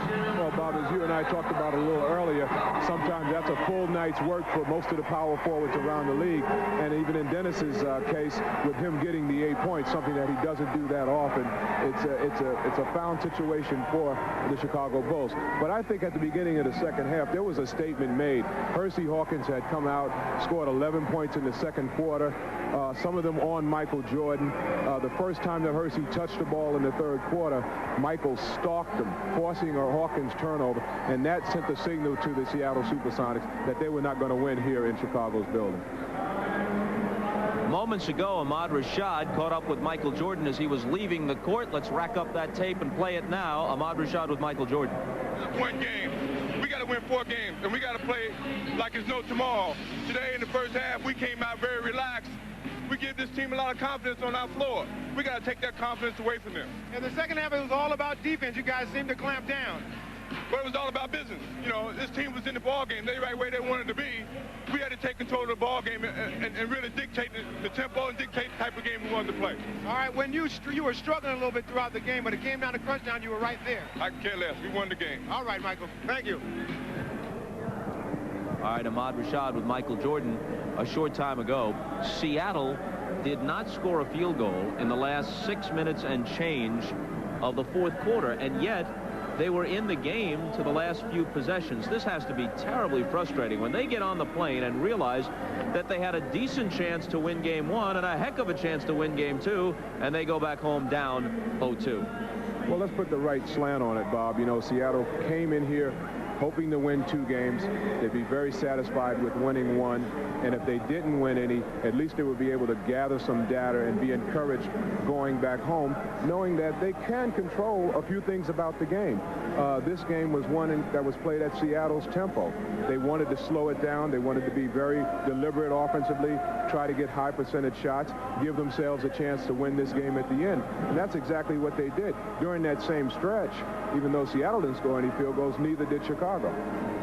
But at the very end of the game, even when they managed to get back to within 3, and then Pippen goes to the line and misses 2 free throws, the whole scenario for the night played itself out again. Rodman ties Perkins up on the rebound and forces a jump ball that eventually the Bulls win. There, with about 8 seconds and change, if Seattle had gotten the rebound, and of course on a free throw situation you got the inside track, they got a shot at a 3 to tie the game. Well, I've been around basketball for a long time, and George Karl was deliberately telling Detlef Schrempf and Sam Perkins, keep him off the boards. How he got his hand on it, who knows? Hersey Hawkins is a Chicago native. He played his college basketball at Bradley, led the nation in scoring at one point during his collegiate career. Now an outside sharpshooter for the Seattle SuperSonics, who had a pretty good game tonight. He spoke with Hannah Storm a short while ago. Here it is. Thanks, Bob. Hersey, a tough loss. I mean, you guys battled valiantly down the stretch. What was the difference in the end? I think the key was they got a couple offensive rebounds that, you know, we let them slip in there and get. We should have blocked out a little better, and we think this would have been a different score. Why were they so effective on the offensive boards? Where did you guys let down, particularly in the third quarter? I really don't know. I mean, because we know that's the secret to their team, and of course that's what Rodman's out there for. And you know, he came up with the biggest offensive rebound of them all on the Pippen 2 missed free throws, and you know, we just have to keep a body on them. Certainly your play is one positive that this team can take from its trip to Chicago. Are there other elements that give you hope when you go back home to Seattle that you can beat these guys? Oh yeah, we play well all year long, and especially at home. And you know, everyone's counting us out, but we feel that we're getting ready to go to Seattle. We're going to have 18,000 screaming fans for us. We're going to be ready. I mean, we let 2 get away here that we thought we could have won. Now we're going to go to Seattle and change things around. You know, George Karl at one point was telling you guys, don't let the fatigue get to you. Are you guys tired? I mean, it was a long Western Conference Finals for you. Nate's injured. The bench is shortened. Actually, I think we feel pretty good. I thought they were a little more tired than we were tonight. Our key is just to keep being physical and make it into a, you know, just a tough elbows game. Don't give them any layups. Be as physical as possible. Make Michael Jordan work for everything that he can get. And, you know, we'll have endings like this. Hopefully we'll come out on the end next time. Big adjustment defensively as you started on Michael and got a lot of time with him. That seemed to be effective. Do you think that's the way you guys will go down the stretch? Back to your normal rotation? I'm not sure what we're going to do for game 3. You know, but, you know, I'm confident that I can stay on him and make him work for every shot that he gets. And, you know, we're going to continue to double team him and try to take the basketball out of his hand and make other people beat us. Okay, good luck in Seattle. We'll see you there. Okay, thanks, man. Bob? Thank you, Hannah. Hersey Hawkins is always very gracious, but one thing you can say about these Bulls, Doc, even when they don't overwhelm you, and they did not overwhelm Seattle tonight, they know how to beat you. At the end of any close game, you like Chicago's chances. Oh, no question about it, Bob. This has been their secret all year long. That's really no secret. You can look at their shooting percentages through the first 3 quarters. Sometimes they'll average considerably less than 50% shooting field goal accuracy through 3 quarters, and then in the 4th quarter, they'll pick it up to 55 or 60%, mainly because 1 or 2 guys are taking all their shots. It's generally going to be Michael Jordan or Scottie Pippen or Tony Kukoc on the nights that he's hot. So we're here for the next half hour or so on CNBC with our first ever cable NBA Finals postgame show. The Bulls lead the SuperSonics 2-0 in this best-of-7 series after winning Game 2 92-88. Dennis Rodman departs, half undressed as he goes. When we come back, a very different personality. The presumptive Republican nominee for President Bob Dole from the great basketball state of Kansas will talk with Jim Gray when we in Seattle. I think they can. They've done it before. They've only lost 1 in this series, and on the road they're 8-1 in the finals. We'll remember that. He's Red Kerr. I'm Lou Canellis. She's Laura Oakman. Laura will move inside the Sonic locker room. I'll make my way inside the Bulls locker room. Now let's get it back to our Sports Channel studios. Steve Cashel and Norm Van Leer. All right, thanks a lot. And Will Perdue. We're going to take a short break. More from Will. Norm's keys plus live post-game comments are just ahead. Later in the show, part 2 of Norm's conversation with Bill Cosby, including his thoughts on Bulls head coach Phil Jackson. There's no need to wonder if Phil Jackson is a great coach. or not. Because those people play like a team.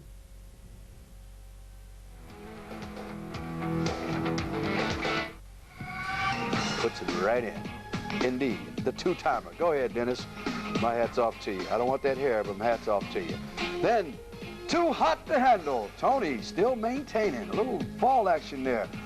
Picked up where he left off last night, hitting some of those trades, which was pretty good.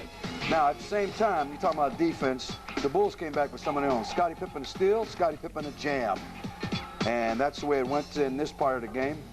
Then you get Dennis Rodman back in the action. Give me the ball. Let's get it out. The best guy that I've ever seen getting the ball under what's on sale on a rebound and getting it out. And that's what you call too hot to handle. The Bulls move the ball perfectly to get Tony the layup.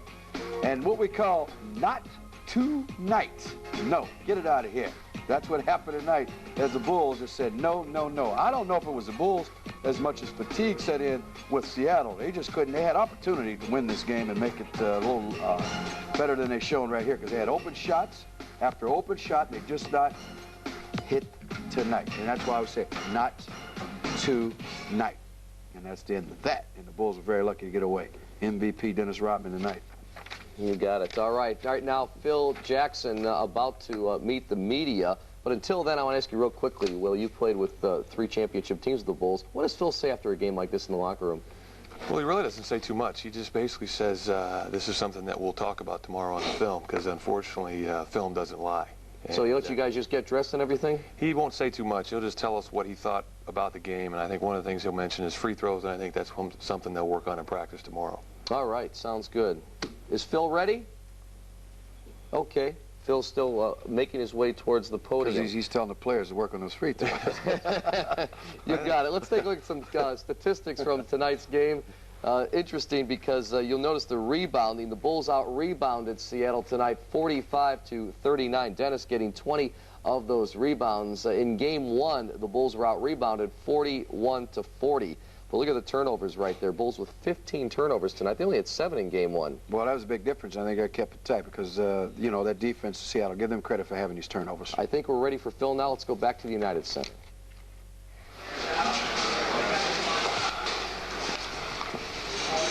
That was a good game. They gave us a good run tonight. We had to hang on to win that one. I thought we lost some energy in the fourth quarter. We had some tough shots. Dennis kept getting the ball back for us tonight. That was important. Seemed a short turnaround going to the West Coast.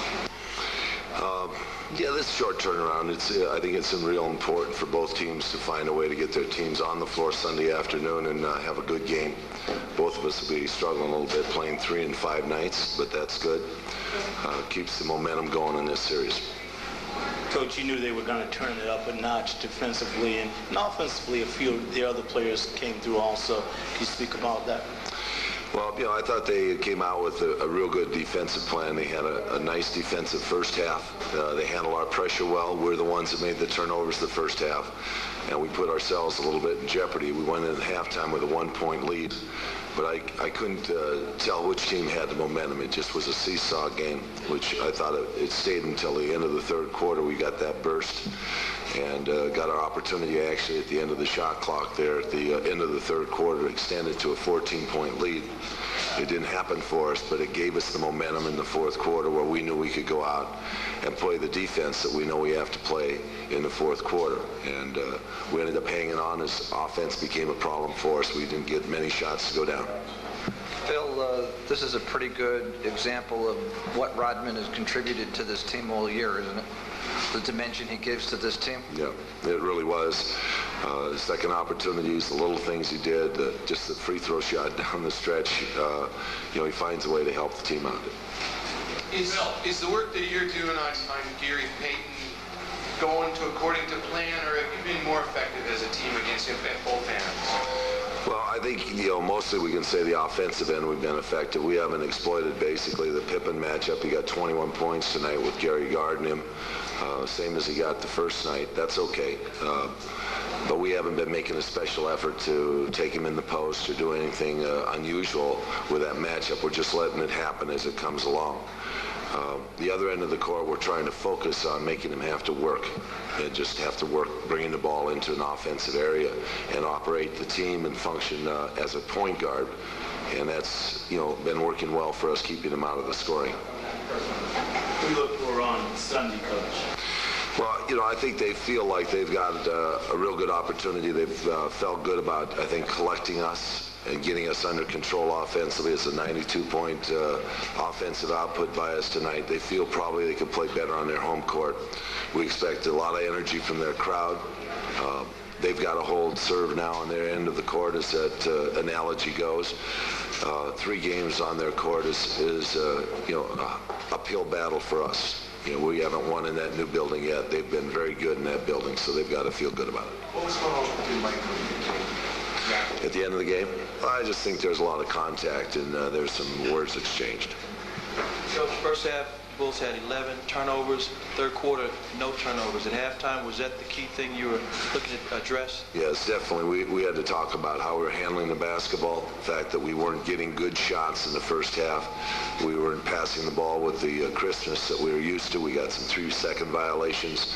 All those things took away the momentum from our team, and we had to fight to find that momentum. We finally had a 30-point quarter in that third quarter, and I thought gave us the energy we needed in that half. After you had the 13-point lead early in the fourth, don't you think your offense got out of control? Well, they stepped it up a notch. You have to give them some credit, too, behind that. Our offense, I thought Michael got himself taking some tough shots. They played real good defense. We had some 3-point shots that didn't go down. Good looks. Tony had 2 or 3 good looks. Scottie had a couple good looks. And we just didn't get that to happen for us. We didn't make our free throws in the fourth quarter like we'd like to. And that gives momentum to the team, too. Coach, during the 10-1 run at the end of the third quarter, why did you use your full court pressure, and why was it so effective during that little stretch there? Well, I just think they felt like they had the opportunity, and we put Randy Brown in the game at that time. Randy told him to go out there and play some pressure defense. He was fresh. Keep after the ball, keep harassing the ball. He did a good job. They had to use other people to bring the ball up the court and got in trouble. Okay, guys. All right, Phil Jackson can't be ecstatic with this win, but up 2-0, what can you say? By the way, the last team to come back from a 2-0 deficit to win the NBA Finals, Portland Trail Blazers, 1977, when they beat the Philadelphia 76ers in 6 games. So they won the next 4, and you played against that Portland team. They beat you, what, round 2?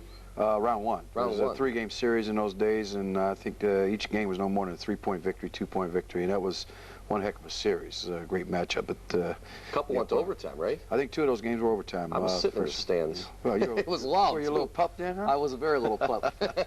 All right. Oh, that's great. Will, how about this now? I'm sorry, George, we're going to hold that. George Karl now meeting the media at the podium.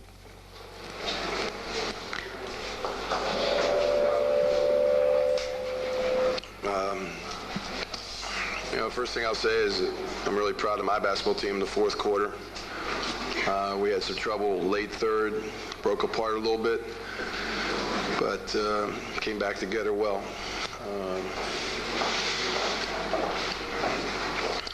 Questions? Coach, with the effort tonight, you have to be, kind of elated. You're going home. They played a lot better than they did a couple nights ago, and I guess that's one good positive, I guess. Chicago did what they had to do. They won the 2 home court. They kept the home court advantage. It's going to be, I don't think we worry about anything except the third game. We need an energy game. We need to get back some confidence. But there's still good stuff out there to learn from. I think it'll be easy on film to show our guys kind of what we're looking at, what we're feeling. And, we didn't shoot the ball from the outside tonight. I thought we had great looks at the 3-point line in the fourth quarter and didn't get any to go down. I don't know if we can beat them making only 2 or 3 threes a game. We got to make some threes for our inside game to be effective. There's, as I said, every game, if we learn and get better and then get a win under our belt, we're both, we're sitting there trying to crack them a little bit. They got 2 wins, but I think we've gained some confidence in the 2 games that we've played. Rodman been the difference so far, especially tonight? I think there's no question he was the MVP for their game tonight. His offensive rebounding hurt us, and hurt us in the 4th quarter. A lot of possessions that if we would have gotten the momentum of the game, the style of the game, maybe the scoreboard would have even been changed. But when he got that last rebound, when it barely hit the rim, he's an amazing rebounder. What would you like to see from Gary Payton if you're going to turn this thing around? Gary's fine. Gary's, he's not getting the good looks that we usually get him. But he's getting a lot of attention also. He's getting great defenders on him, and the post up right now, Shawn has great opportunities down there, and Sam's been playing well on the post up. We haven't been giving Detlef or Gary as many post ups down there. Coach, you said you broke apart a little bit at the end of the 3rd quarter when they made the 10-1 run. What were the reasons for that, and how can you perhaps prevent that from happening? The major reasons is you're playing Chicago Bulls. You're playing a team that always has a 5 or 6 minute sprint that you have trouble staying up with. We might have made some bad offensive decisions, turned it over, got trapped at midcourt. Maybe with lost our consciousness a little bit. But as I said, the 4th quarter, they fought their way back into the basketball game. And if we had a couple, we had great looks late 3rd, late 4th on some threes that we've knocked down. I think we'll knock down. But in a lot of ways, I think we just got to win 3rd game. I think right now we've learned from these 2 losses, but we haven't gained a little bit of that confidence that comes with winning a basketball game. I think the one thing we're learning is that it's going to take 48 minutes of serious, intense basketball. And I think in both games, we've probably only given about 43, 44 minutes, and we've always had that 4 or 5 minute sprint that the Bulls have dominated us and have hurt us. George, how much? Dennis was jumping in with Sam on those jump balls at the end. Of course I did. One time I think he grabbed an arm, but there's no way we're going to get that call. Give Dennis Rodman his due. He had a hell of a game tonight, and he was probably their MVP. What's he talking about? All right, George Karl meeting the media. I want to ask Will about the bench play again. It's interesting. The only guy to score off the bench for Seattle was Sam Perkins. He had 13 points. The Bulls bench came up with 17. Even though the guys aren't playing well, they're still getting minutes on the floor, which is giving the other Bulls starters precious minutes of rest. As you turn around and you look at Seattle, they don't really play that many guys in the first place. They only played 8 guys, even when McMillan was healthy. Now they're only playing 7 guys, and the main guy that they got scores from tonight was Perkins, but they need a more complete effort. Chicago can win by playing an average game. Seattle has to play with a game with everybody's on, the starters and Perkins and Askew. Norm, what about that, though? Is Steve Kerr, a situation like this, can you get over the nerves after one game? Should we expect more from Steve Kerr right now? Well, I'm from the old school. I just think you're professional. You got to get over the nerves. That's what you paid to do, get over the nerves and do what you got to do. But at the same time, it's first final. After one game, you think you'll settle down and adjust to it. Will makes a good point. The minutes that the Bulls put in means that some of these guys are resting down the stretch run. This is an older basketball team. You got to remember that. This is not as young, basically, as Seattle, even though Seattle's a little older than what most of us think. Minutes played by these people coming in are very precious. But at the same time, you have to deliver and do something. And someone's got to step up and start delivering some points here or some other areas of stealing the ball and assists or whatever.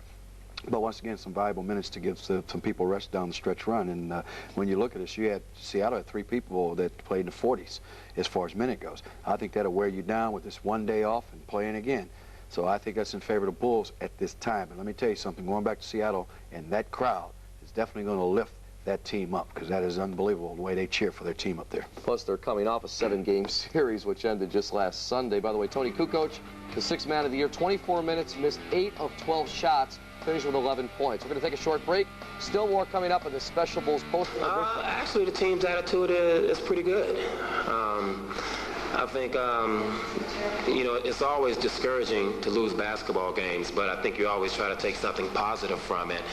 And, you know, I think both games, you know, we've had our opportunity. You know, maybe if we don't turn the ball over, maybe if we grab a couple of rebounds, you know, it's a different score. So, you know, we're under the feeling that, you know, we have to put together, of course, a complete 48 minutes. We're going back to our place where we've played well all year long. So, you know, we're anticipating coming back here to Chicago for 6 and 7.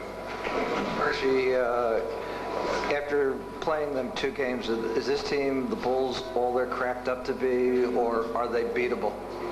Well, we think they're beatable, but, you know, in the same token, you know, you don't win 72 games by being a fluke. They play well together. They execute what they need to have done out there. You know, they rebound the basketball well, and you know, they just play good team basketball. We understand that in order to beat this team, you can't play 45 minutes. You can't play 44 minutes. You have to play 48 minutes, and that's what it's going to take for us Sunday afternoon in Seattle. First, when you talk about 44, 45 minutes, you kind of thinking maybe of that surge there in the third quarter. Is that where they got on top of you? Yeah, I mean, of course that hurt. I think, but I think you anticipate whenever you're on somebody's floor that they're going to put a run on you and that they're going to, you know, get a couple of easy baskets, you know, somewhere throughout the basketball game. But, you know, our team has too much character to back down and too much character to just quit. And, you know, we've relied upon, you know, the 13 guys that have been in our locker room all year long to come back from situations like that. And, you know, and we're going to let it all hang out. We're not going to give up. I mean, it's not over yet. With that, though, you say it's kind of almost going to happen every game. It's still there. It was just something they just kind of swamped you with. You know, Kukoc had held him down the whole game. Pardon me, I didn't get that. I'm sorry. So you were able to keep Kukoc bottled up pretty well the whole game, but he just went off during that one surge. Yeah. I mean, he got open a couple of times, and you know, no one put a hand up. He was able to knock down the threes, but you know, that wasn't the deciding factor in his basketball game. That surge that they had in the third quarter, we came back from that, and we were still in a position where, you know, we could have won the basketball game. You know, if we'd maybe blocked out a little better, kept them off the offensive rebound, you know, it could have been a different score. So you said that wasn't the difference. Was Rodman the difference, maybe? Yeah, Rodman's definitely a difference. You know, we know what he's out there for. You know, he's out there just to rebound, and you know, he probably came up with the most important rebound of the game when Pippen missed the 2 free throws, and some kind of way he got in there and grabbed them rebounds. But you know, hey, that's his job. He's the best probably in history at being able to, you know, get through 2 guys and grab them rebounds. So I think you have to give him a lot of credit for knowing how to do that. Percy, the Bulls shot 39% tonight. Do you feel good about the way you guys have played them defensively? They seem to be out of sync, and in terms of the change of scenery, using your defense when you go back to Seattle as well. Well, I think we definitely play a lot better at home, and I think whenever you see a team shoot 39%, you anticipate winning that basketball game. But, you know, if we can just keep the intensity on them, you know, continue to play tough, aggressive defense, not give them any layups, and, you know, make them work for every bucket they get, keep it a perimeter game, you know, we feel as though we can come out on top. So, you know, we're going to go to Seattle and be even more aggressive. What about Rodman's help defense? His help defense?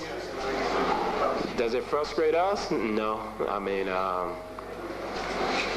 tell the truth, I don't even know what help defense you're talking about, to be honest, so I really can't say.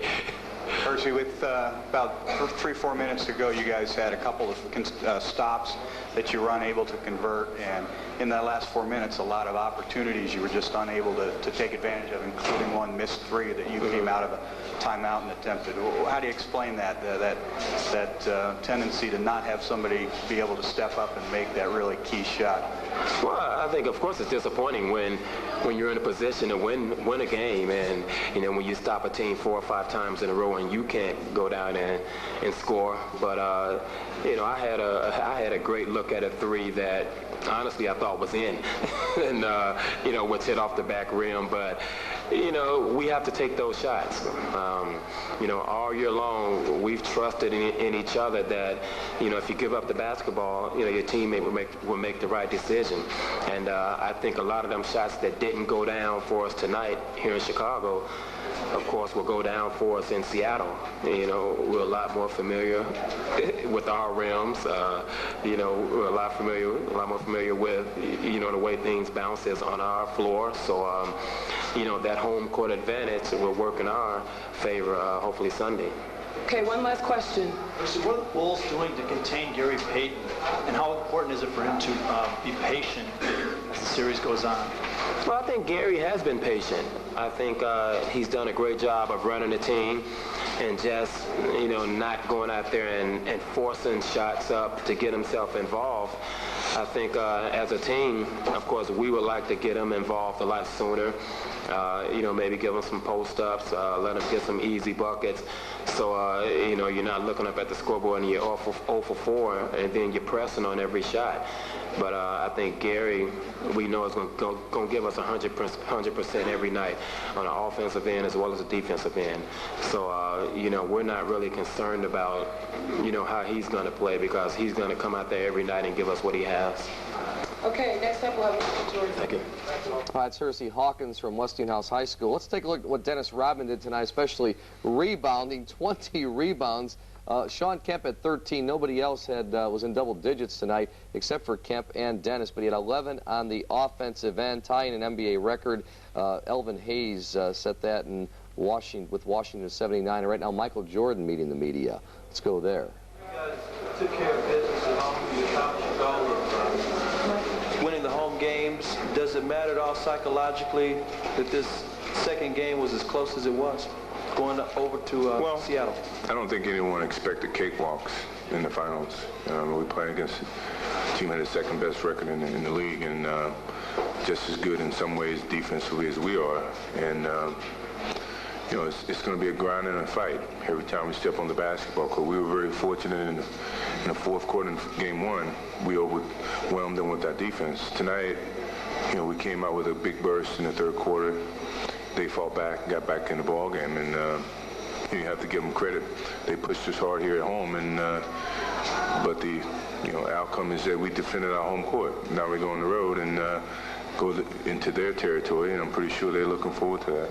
Michael, Jordan called Dennis the MVP of the game. I would give him that credit. I think he came in with a lot of heart, especially down the stretch, and the rebounding that he's done for us really has made the difference in not just the finals, but all through the playoffs. And Dennis came into Chicago with one purpose in mind. That was to rebound and do whatever he can to get us to the championship. And I think we have adapted to that, and we've certainly tried to support him offensively, and he's done a heck of a job on the defensive boards and the offensive boards.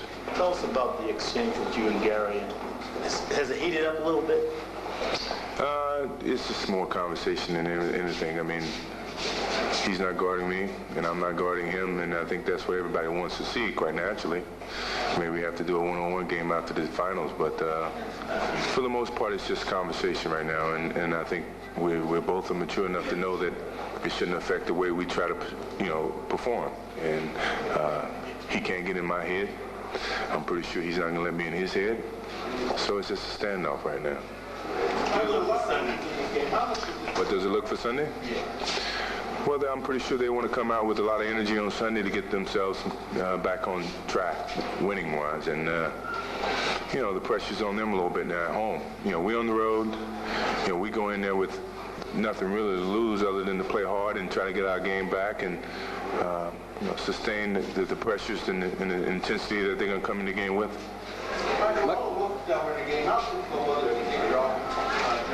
Excuse me?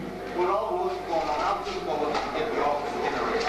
There's a lot of whistles, but that's where some games are called and dictated, and it should never be a problem. I mean, if you come in with the intensity or the type of strategy that we want to come in the game with, we should go out there and orchestrate that. I don't think we did that. I think we came in the first half and played a very passive game. We tried to live off what we did yesterday. That doesn't work in here in this game. I mean, you got to play playoff basketball every night. You know, if you have one good game, you got to have two good games. You can't settle back and relax with one good game. And I think that was very evident in the first half, and you know, we kind of got ourselves into a little rhythm in the second half. Do you feel like, did you feel it all? Excuse me? We want to dictate the tempo throughout the whole game. You know, I know it's very tough, but they're going to dictate certain points at a time in the game, and we just got to minimize those opportunities. And if we're in control, I think you know, we put ourselves in a very good position. Do you feel at all that game shouldn't have been as close because the free throw line, you guys didn't put the game away? Well, you know, you can't really dictate how close a game's going to be. You know, we want to blow them out every game. You know, make it real easy. For us, we were trying to go to the hole. You know, we couldn't make any jump shots, so we decided to go and see if we can get fouled and force them to make some calls and, you know, try to make some free throws. I struggled at the free throw line, you know, tonight. Scottie struggled, so did Dennis, but Dennis made some big free throws for us down the stretch. But, you know, this is a game that we don't, at least I don't feel great about the way I played, but I feel great about the outcome of the game. Michael, the scores have been close late in the game, but have you really felt threatened in the sense of losing the game? Well, I mean, you always can lose the rhythm or the continuity of your game, and the other teams can build upon that. But I think when we're in situations where the danger of losing continuity and chemistry, our defense steps up and controls the opposition and what they can do on our defensive end. So I think we feel very confident when we get to a situation where the game's really close, that defensively we can start to clamp it down a little bit. Mike, towards the end of the third quarter, Sonics were playing a lot of heavy pressure on you. In fact, I remember they made you run the shot clock down, then you turned it around with Tony's threes and Rodman's offensive rebounds. Can you talk about those couple sequences right there?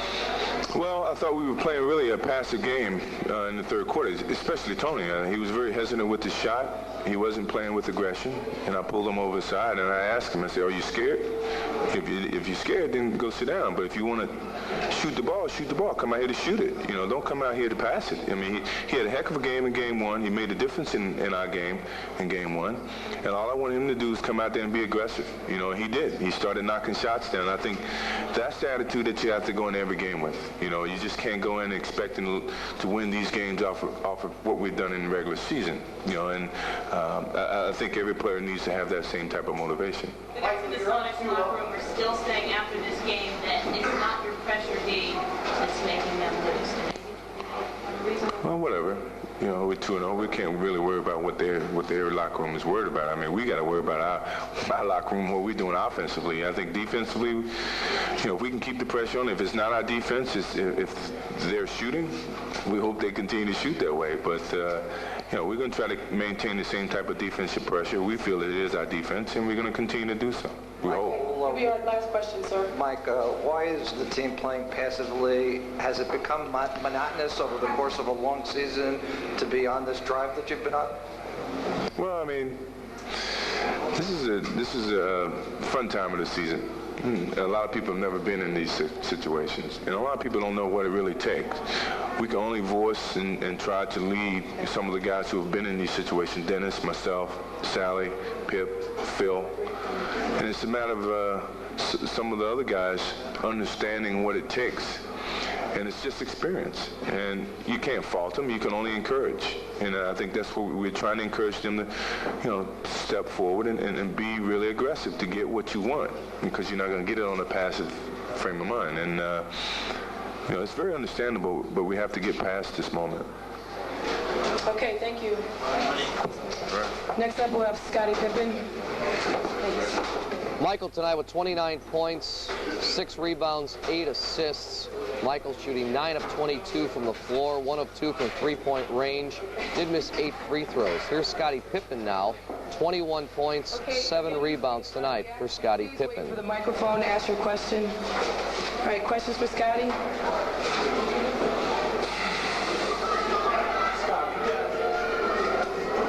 Better team on the road, then you go to another arena, especially now you're up 2-0, and they said they're going to let it all hang out. And you guys afford to go that same route? Well, I think we feel very comfortable playing on the road. I think we've shown all season long, as well as throughout the playoff, that we're capable of going in any team's arena and getting a game. And I think our focus right now is to go in there and try to get game 3, realizing that, you know, they're one of the better teams in the league right now, and they play very well at home. It's just going to be a tough game for us. But, you know, we feel very comfortable that we can go in there and get a win. Scottie, could you...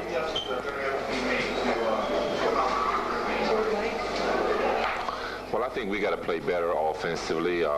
Definitely feel like we're going to have to limit our turnovers, realizing that they're going to play much better in their arena.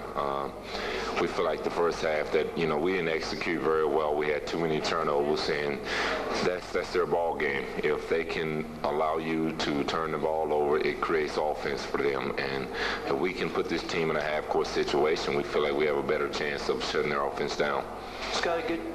You had problems in the first half, particularly the first quarter, them getting a lot of second shots. Can you talk about the adjustments you made, including your own defensive rebound?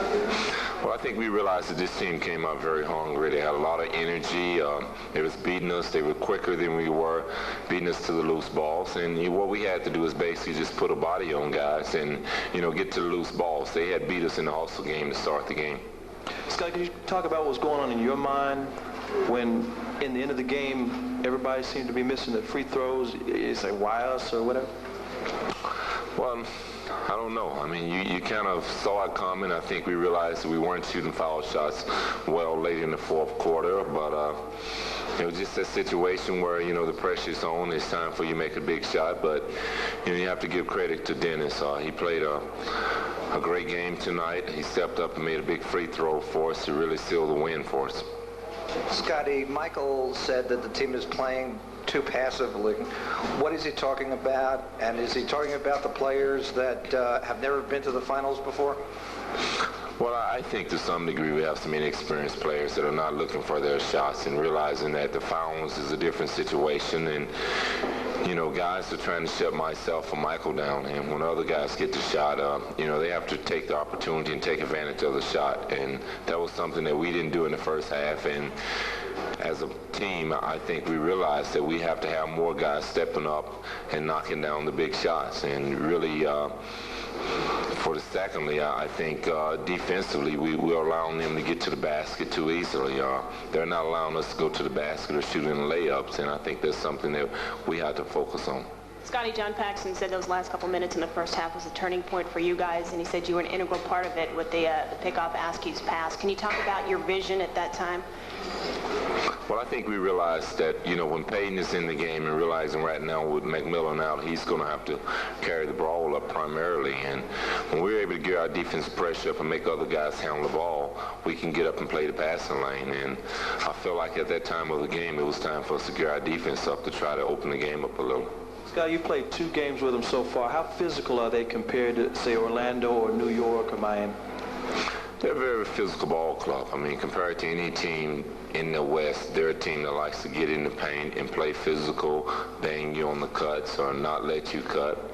But, you know, I think our ball club has been prepared for any type of opponent that we face. I think the New York series really prepared us for any type of physical play that we're going to face in the playoffs.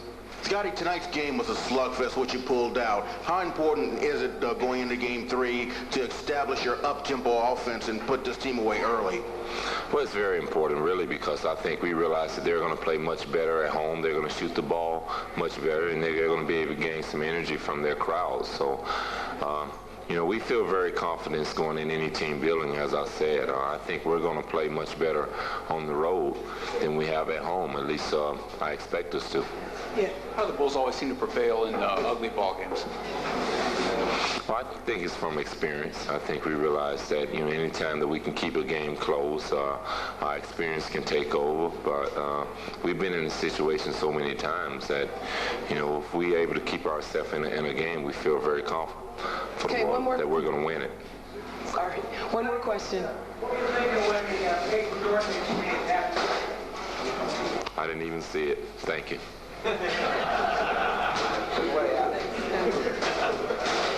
Scottie Pippen leaves them laughing, and he scored 21 points, and the Bulls up 2 games to love. They win game 2 tonight, 92-88. Seattle has to win 4 of the next 5 to win the series and win the title. Gentlemen, is it possible? Norm? All things are possible, but I don't think the Bulls will lose that many games, and I can't see the Bulls losing 3 in a row, let alone 2 in a row. Will Perdue is with us. He was traded, of course, for Dennis Rodman. And you guys, you won 3 championships with the Bulls. The second year, you were up 2 games to nothing. Right. What was the feeling like going into game 3? Well, as in this series now, I think the important game is game 3. I went into the series thinking there was no way that Seattle would win one of the first 2 games. I think they gave them a good run. I always thought the big game was going to be number 3. If they can win that 3rd game, they can make it a series because then it's only 2-1. If they lose that game, then the Seattle fans are going to kind of come as a token of their appreciation because I think you can pretty much wrap it up. But I think Seattle, as in with tonight, they've gotten a little more comfortable with their position. They're playing a little better, but yet they haven't won the game. So they got to think of something else to try to get themselves over the hump. But do you think about if you're Seattle, if we're only 2 down, do we have to win 4 of the next 5? Do they think about that way, or is it that typical thing 1 game at a time? Seriously, as a player, do you think about it like that? Well, everybody's different. I mean, I would go in thinking, hey, we're only 2 down. Chicago's got to win 2 more games on our floor. If we can win 2 out of 3, we can go back to Chicago, and then it's a new series. There might be some guys that are being a little pessimistic and saying, hey, we're only 2 games away from elimination. It's kind of like the glass is half full or the glass is half empty. All right. Let's now look at what Gary Payton did tonight. Some interesting stats compared to Game 1. Gary Payton with 13 points in Game 1. He had 13 tonight. He had 6 of 15 field goals. For Game 1, he had 6 of 17. And he did not attempt a free throw tonight. That was very interesting. 2nd game in a row, only 1 steal.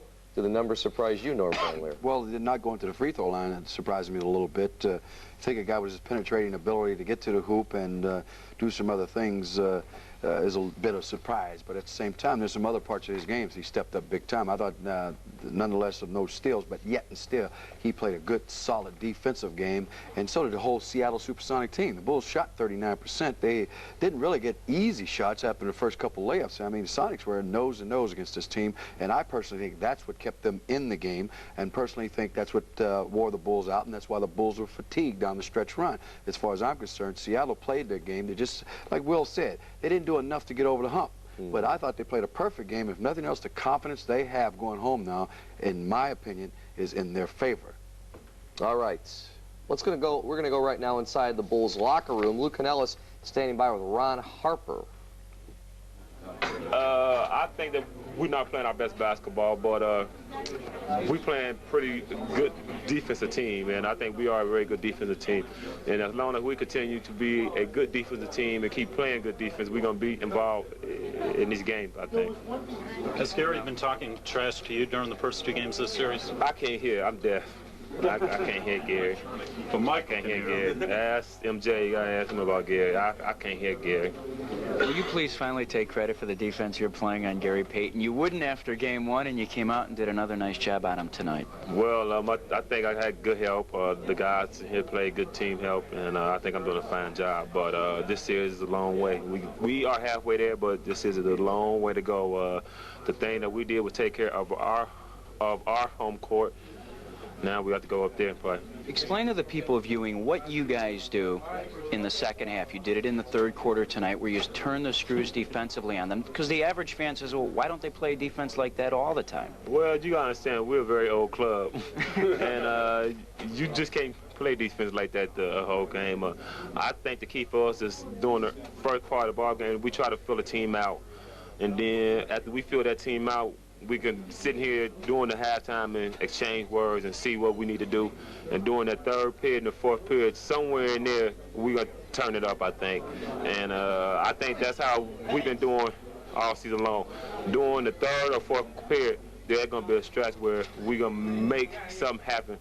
And I think these first 2 games shows. Coming into this series, Sonics ran as well as anyone, and you guys have totally taken away their fast break. What are you doing? We just crashing the offensive board, trying to hold them in, doing things that our team do well, I think. Is there anything unique about playing in Seattle? It rains. Oh, it rains in Chicago, shit. Seattle got a very nice new state-of-the-art gym. Their fans gets involved. This is going to be a very, very good test for our team. Ron, after you had the 13-point lead early in the fourth quarter, the offense kind of unraveled. Just guys were taking goofy shots. Bad shots, that's called. I mean, you know, they are a very good defensive team, and I know that we didn't have a good offense game flow late in this ball game, but that team played hard in there. That's all you can say. What was the key to that? You guys clamping down defensively, too? You didn't get them any closer than 4 or 6 points. Well, as long as we keep them outside and not allow them to get back in the game, I think we're going to be all right. All right, what's the truth? Did you eat something bad earlier today that gave you the upset stomach, or is there something wrong with the left knee? I'm tired. I'm delirious. I don't even know. What you talking about, bro? I'm just telling you what we were told at the scorer's table when you went into the locker room. You were so right, then. If they tell you that, they were so right. But I didn't eat anything bad. We saw Payton and MJ exchanging words out there, and you overheard what they were saying. What were they exchanging pleasantries? They was exchanging. Gary said, MJ, I wish you Merry Christmas this season. MJ said, well, I definitely hope you have a nice off-season plan. I'm going to go play a little bit of this and that golf. They was just exchanging real nice words. That's all. All right, Ron Harper inside the Bulls locker room. Harper again with another outstanding effort defensively on Gary Payton. Now let's get it back to Stephen Norm. All right, and Will Perdue is with us as well, and all 3 of us are back after a break with more on tonight's Bulls win. And as promised, part 2 of Norm's conversation with Bill Cosby, in which the cause discusses the Bulls' Dennis Rodman, among other things. Learn from his experiences sending home how disruptive he can be, because I don't think he really knew.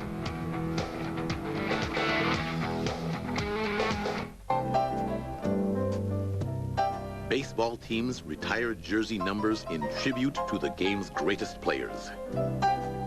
In 90 years, the Chicago White Sox have bestowed that honor on just 7 individuals.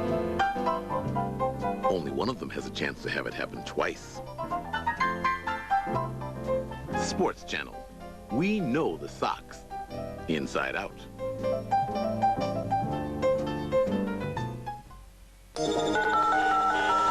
We're standing in the center of a cell.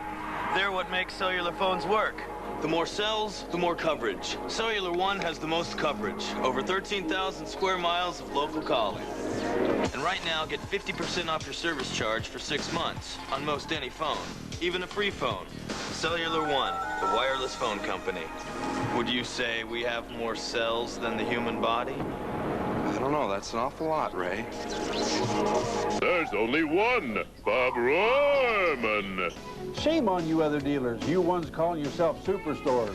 Schaumburg Honda Automobiles is the largest Honda dealer in the entire Midwest, with over 600 new Hondas available every day, and tops in customer satisfaction, too. I guess that makes us the super-duper dealer. Schaumburg Honda Automobiles, just 8 blocks west of Woodfield Mall on Goff Road. Super-duper.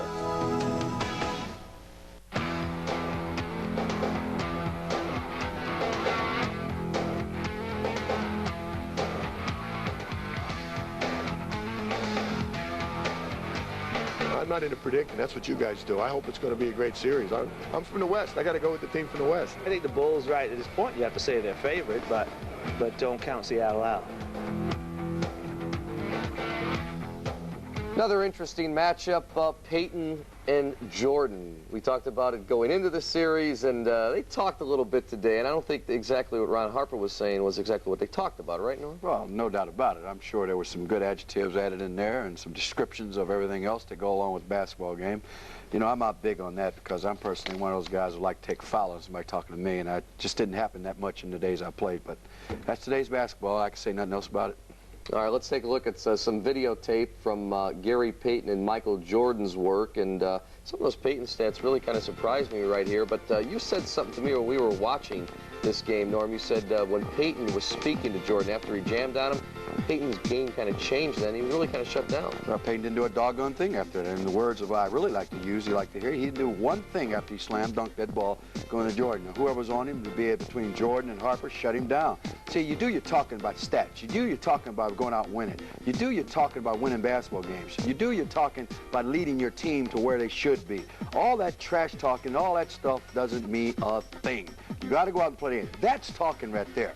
Stealing the ball, making a layup. But when you do this and turn around and get in someone's face, first of all, a nice little sharp elbow for me would have caused me a technical 2 shots, and I shut that up because that to me is Bush, and that's why you never grow up, and that's why he'll always be called the punk that he is. He's too good a ball player to do that. And I still have a nasty taste in my mouth when I have a good ball player on the court displaying basketball like that, because I think there's no place for that. Take that back to the streets where it belongs. Well, we showed you Gary Payton's number. Let's now look at Michael Jordan's numbers from tonight.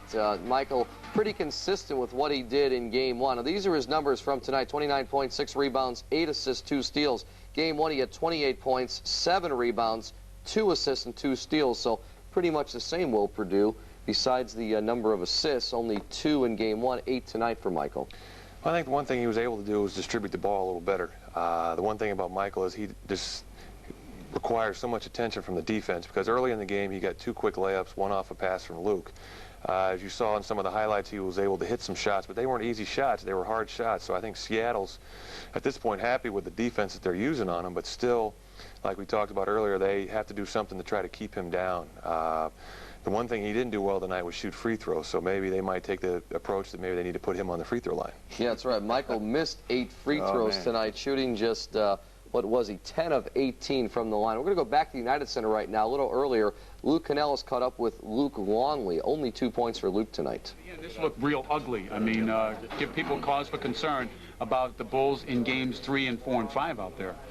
Well, I think Seattle do a good job of confusing you and getting you off balance. And on the contrary, I think it's to our credit that we're able to play through it. Dennis Rodman, well, he came up big with 11 offensive rebounds. And he played great. He carried us tonight, I thought. Luke, you were hot the other night, cold tonight. How do you explain the difference? No explanation. That's, that's the way it goes sometimes. Luke, that's why it's good. It's at least 2 more games. Never seemed to be a flow to this game. It seemed like it was work from start to finish. Yeah, I mean that's the way Seattle tries to beat you is by getting you sort of getting you on your heels and miring it up a little bit. And I thought we were able to, although it was ugly, we were able to execute through it a lot and came out with a win. It was a good win. Now, one good thing about this is near the end of the 3rd quarter, this team put together a very good run. Kukoc was hitting a couple of big threes, and you seem to have put them away at that point. Yeah, no, that was good. We usually have one good run during the course of a game. We had that tonight in the 3rd quarter, and I was lucky because we needed it to carry us through down the stretch, and we just made it. Luke, talk about how difficult it is to defend Shawn Kemp. It's difficult. I mean, he's quick. He's quick, and he gets low, tries to dip that shoulder and go around. It's different to what I've been used to guarding over the last 3 series, especially when he faces you up. Is it encouraging, though, that this team, the Bulls, shoot less than 40%, you miss 14 free throws, and yet you still beat them?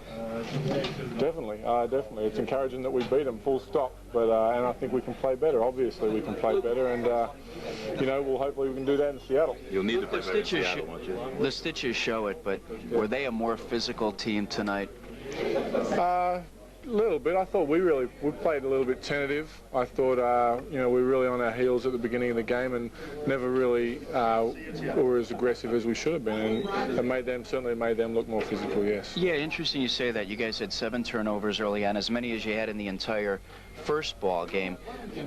What was the situation out there? Did you feel like maybe the guys just weren't ready to play and the Sonics had more energy out there? We were just a bit sloppy, They certainly came out to start both halves with more energy, and that's, it's hard to overcome that. I think it's so clear that we did, that we end up pulling out a win. You touched on their defense. You guys don't score a field goal the final 6 minutes of the ball game. Was it third D?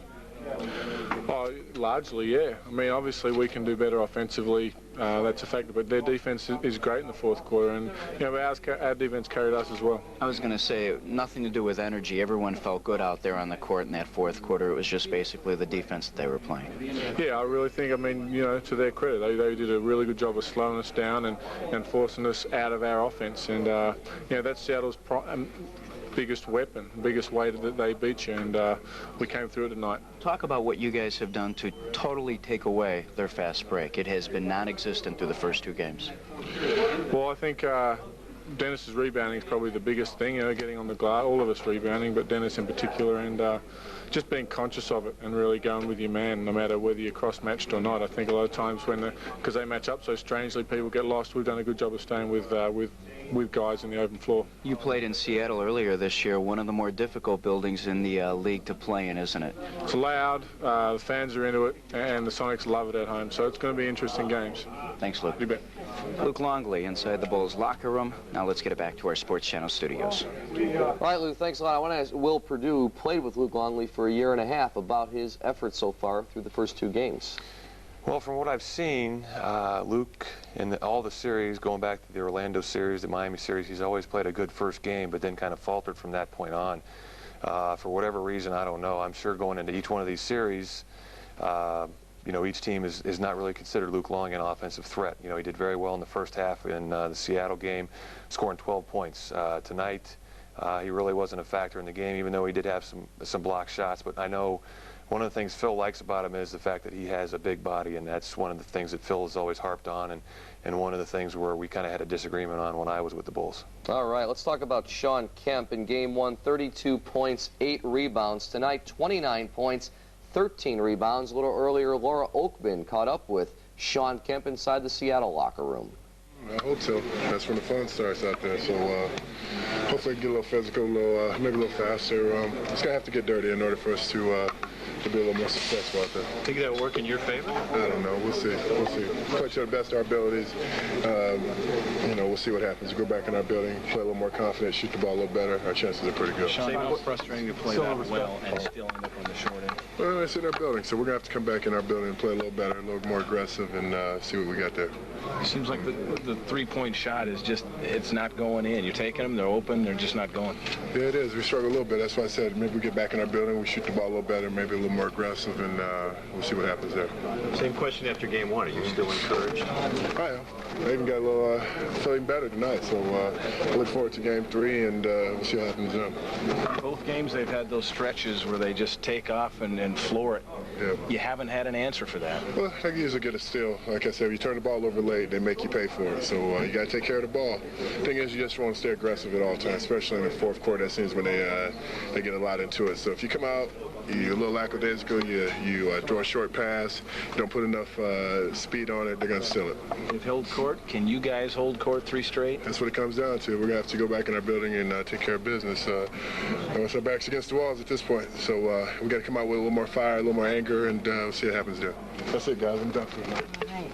Shawn Kemp, 29 points, 13 rebounds tonight. Let's send it back to you guys. All right, Laura, thanks a lot. And you also added 4 block shots. Solid effort from Shawn Kemp in the 2 games, but hasn't been enough for Seattle. Well, not enough. I think a lot lies on his shoulders to do more than what he's brought to the game. And Will Perdue brought it out when we were talking in between here about maybe playing a little more defense with that athletic ability and be a force inside as far as offense goes. But what else can you ask for this guy? He comes out and plays both ends of the court as best he can, I think. But there could be a tad more energy put into the defense because it's needed at this time. But what an athlete he is. Yeah, and he's really grown up a lot in a couple of years. You know, Wednesday night following Game 1, we showed you part 1 of Norm's conversation with actor-comedian Bill Cosby. Tonight, we're proud to present part 2. Cosby knows a lot about kids. He knows a lot about comedy.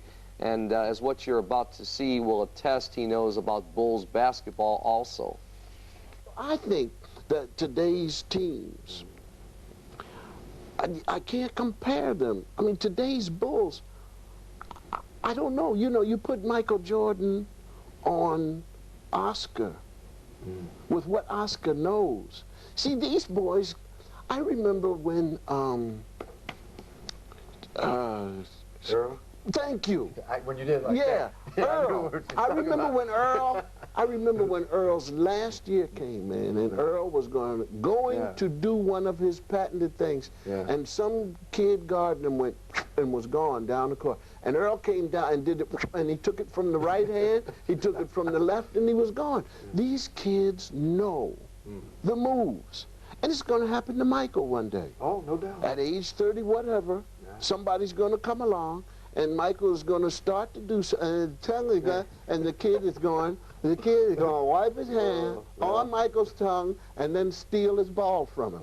But in the meantime, even the three big guys that they have, the Australian and then the two robber barons that you have for Chicago, when you think about these guys, they can outplay. If you took them today and put them back in 1958 with what they know, I think they would have killed Wilt.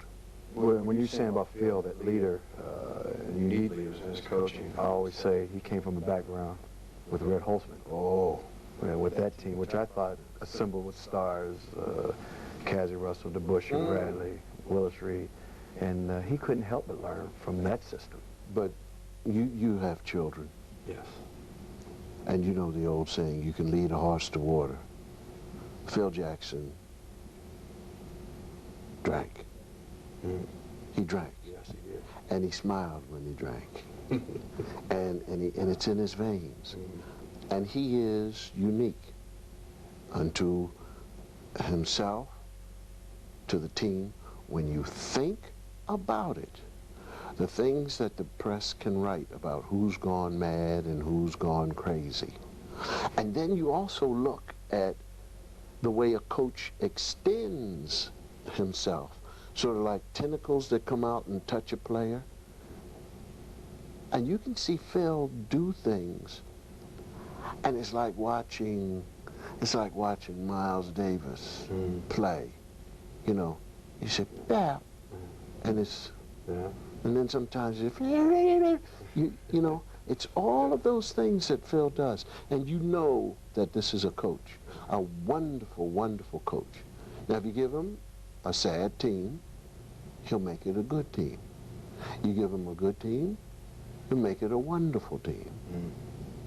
But you give him great players, and then he meshes, puts it together, and he comes up against great players.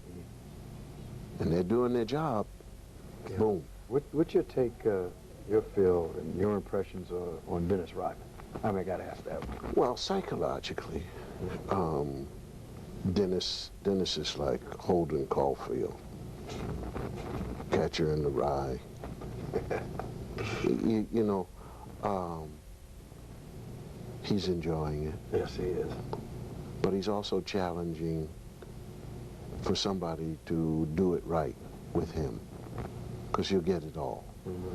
And he's learned from his experience at San Antonio how disruptive he can be, because I don't think he really knew. Yeah.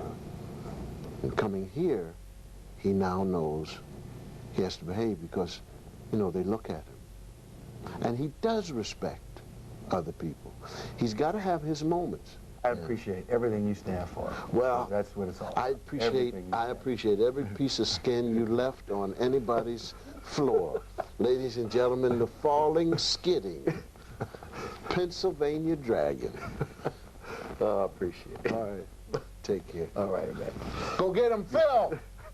Yeah, Phil's up 2-zip and Pennsylvania Dragon. I don't know. Wow. Who knows? Forget about Storm and Norman. Cosby's come out with a new one.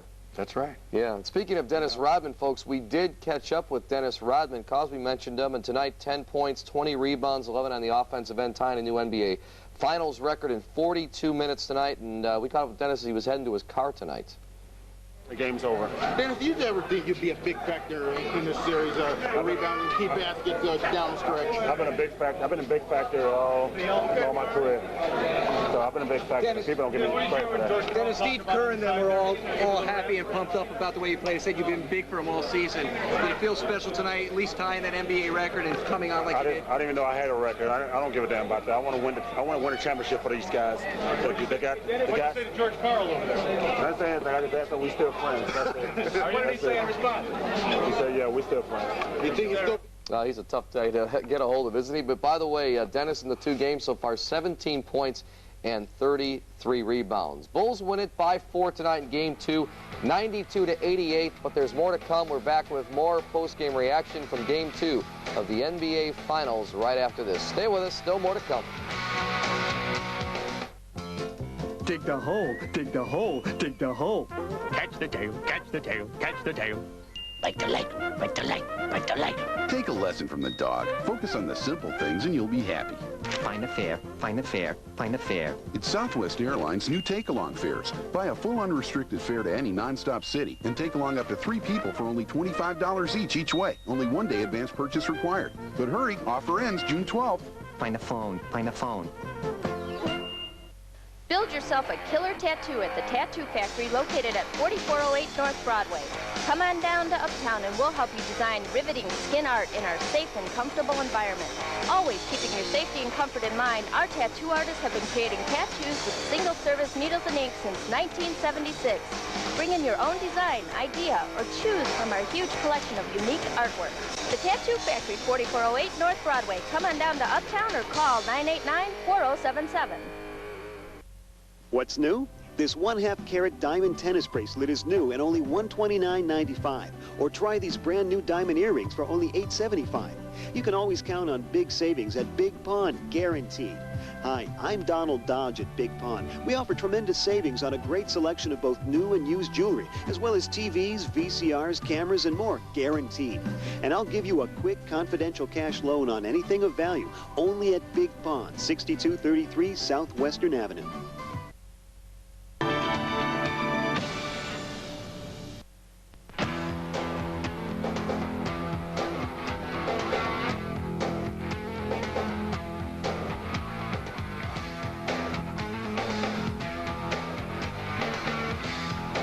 Well, the Bulls are going to win. I've said that all along, but I'm not very good at predicting how many games. You know, a lot of people, when Seattle jumped out on Utah, 3-1, I said, well, it's over. No, it wasn't over until the last minute of the last 7th game. Bulls win 92-88. One of our favorites is Steve Kerr, but Steve's struggling, no doubt about it. 0 for 5 in 12 minutes for 0 points in Game 1 tonight. 1 for 6 from the field in 13 minutes. He scored 3 points. We caught up with Steve Kerr in the Bulls locker room after the game. Well, we just have the personnel that can put a lot of pressure on. I mean, when we have Ron and Michael and Scottie and Dennis out on the floor together, all it takes is a couple of turnovers, and we can really get going and break the game open. Is there a certain moment where like leadership comes through, where they say, you know, this is our times or anything like that? No, I think that stuff's overrated. I think it's just, I mean, all those guys are veteran players who know what they're doing and they play well together. Steve, did you expect Game 2 to be as tough as it was? Oh, sure. You know, Game 1 was close, but you know, we broke it open. Game 2, this was their chance to even up the series and really take control. And so we knew they'd come out and play hard. It's physical in the locker room, just like it was on the court, Steve. Guess so. Looked like you had them put away there in the third quarter when you built an 11-point lead, and then they don't quit. No, they've got a great team. I mean, everyone, it's amazing. Everybody keeps saying, oh, you guys are going to sweep them, and we just want to win the series. These guys are tough, and they battled back and gave us a tough run in the fourth quarter, and we just barely hung on. Didn't exactly play a championship fourth quarter, did you, offensively? Oh, no, neither team did, really. It seemed like nobody could score the last few minutes. They showed that Sonic defense, Steve, in the fourth, didn't they? They held you guys without a field goal the final 6 minutes. Yeah, they did. We actually had some good shots. I had a couple that were wide open that I couldn't knock down, and Tony had a couple open shots. You know, the way they play, they scramble around, and you're going to get some shots, and you have to knock them down. And so far, the first 2 games, we really haven't, you know, we haven't made our shots. So hopefully we can get that going. All right, Steve Kerr, his best is yet to come. You have to believe Not feeling great right now, 1 of 11, but he's okay. Let's go through the schedule right now, folks, of what remains in this series. 2 games are down. That means as many as 5 to go, but the Bulls can wrap it up on Wednesday. Now, Game 3 is Sunday in Seattle, 6:30 on NBC. Then Game 4 Wednesday. That's when the Bulls can wrap it. If it goes to a 5th game, if Seattle takes one of those 2, then the next game a week from tonight, same time, same network. Game 6 scheduled for a week from Sunday. And then, actually, it should be Game 7 because one's on Friday, right? So, all right. Let me ask Will Perdue. A lot of people forget that you were the guy traded for Dennis Rodman. I've been dying to ask you about your season and your feelings on Dennis Rodman while you have a chance. Well, I mean, it's obvious what kind of player Dennis is. I mean, I think a lot of people take for granted that, you know, his antics kind of take away from what he does on the floor. But, I mean, personally, I think that that's kind of Dennis's thing. I think altogether he has planned what he's going to do off the floor and what he's going to do on the floor. I mean, it's obvious that he's helping this team to win a championship, but I think that people still have to remember that I think the main reason that they're there is because of Michael. I mean, Dennis is just an added feature. In San Antonio, things just didn't work out for him because, you know, Bob Hill, you know, liked to do things, you know, 1, 2, 3. From my understanding is Phil is not as disciplined as Bob. You know, if Dennis is late or misses something, they just fine him and move on. The more he does, the more they fine him, and that seems to be fine with them. You know, you mentioned Dennis. It also goes back to the George Karl with the flop thing. I don't think people understand that George Karl is trying to get a message through the media that he's trying to make Dennis a focal point. It's obvious that didn't work tonight. But then again, people also got to remember that Phil Jackson used to do that when we played the Knicks, complain to the media about how physical the Knicks were playing to try to put the pressure on the referees to make more calls. And it was obvious in the games that we went to the free throw line more, we won those games, and that was obvious tonight. 42 free throws to 29. So maybe that the George Karl thing might have backfired in his face. All right. Well, good job tonight, and we'll see you after Game 3 Sunday with us, huh? Yes, sir. All right. Thanks a lot. Let's go to Norm Van Leer quickly. A prediction on the rest of the series. What can we expect with Game 3? I think it's going to be a tough game. I don't know if the Bulls, if they play the same way, can pull it out. If Seattle gets that crowd behind them, plays defense, and I think when you're at home, I think those shots will fall a little more. I think the Bulls are going to really have to regroup themselves, and they only won the 2 to really get down in this game. I still say the Bulls will come away with a couple victories in Seattle. All right, Norman had a good time tonight at the Alumni Club in Schaumburg. A couple thousand people out there. They were crazy. And we're going to be at the Schaumburg Marriott for Game 3. Be there for the first half, then hustle on back here and be with you after the game. Coming up next, folks, more of the Sports Channel Report. Stay up with us. It's Friday night. Jim Blaney will talk White Sox baseball. Interesting game and a good game tonight for Chicago. Jim's up next. We'll see you Sunday.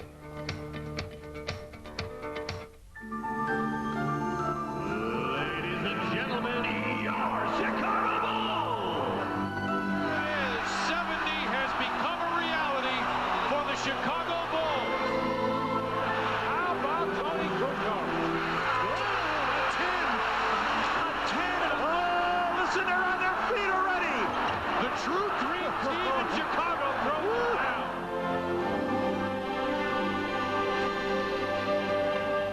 Hey, all you Chicagoland high school students. This month we're bringing you a special Los Angeles edition of Sears Schoolyard Gym. We'll be at the beach, at Madonna's house, Universal Studios, Dodger Stadium, the Forum. Basically, we're all over the place. Brian McCray checks out the handprints.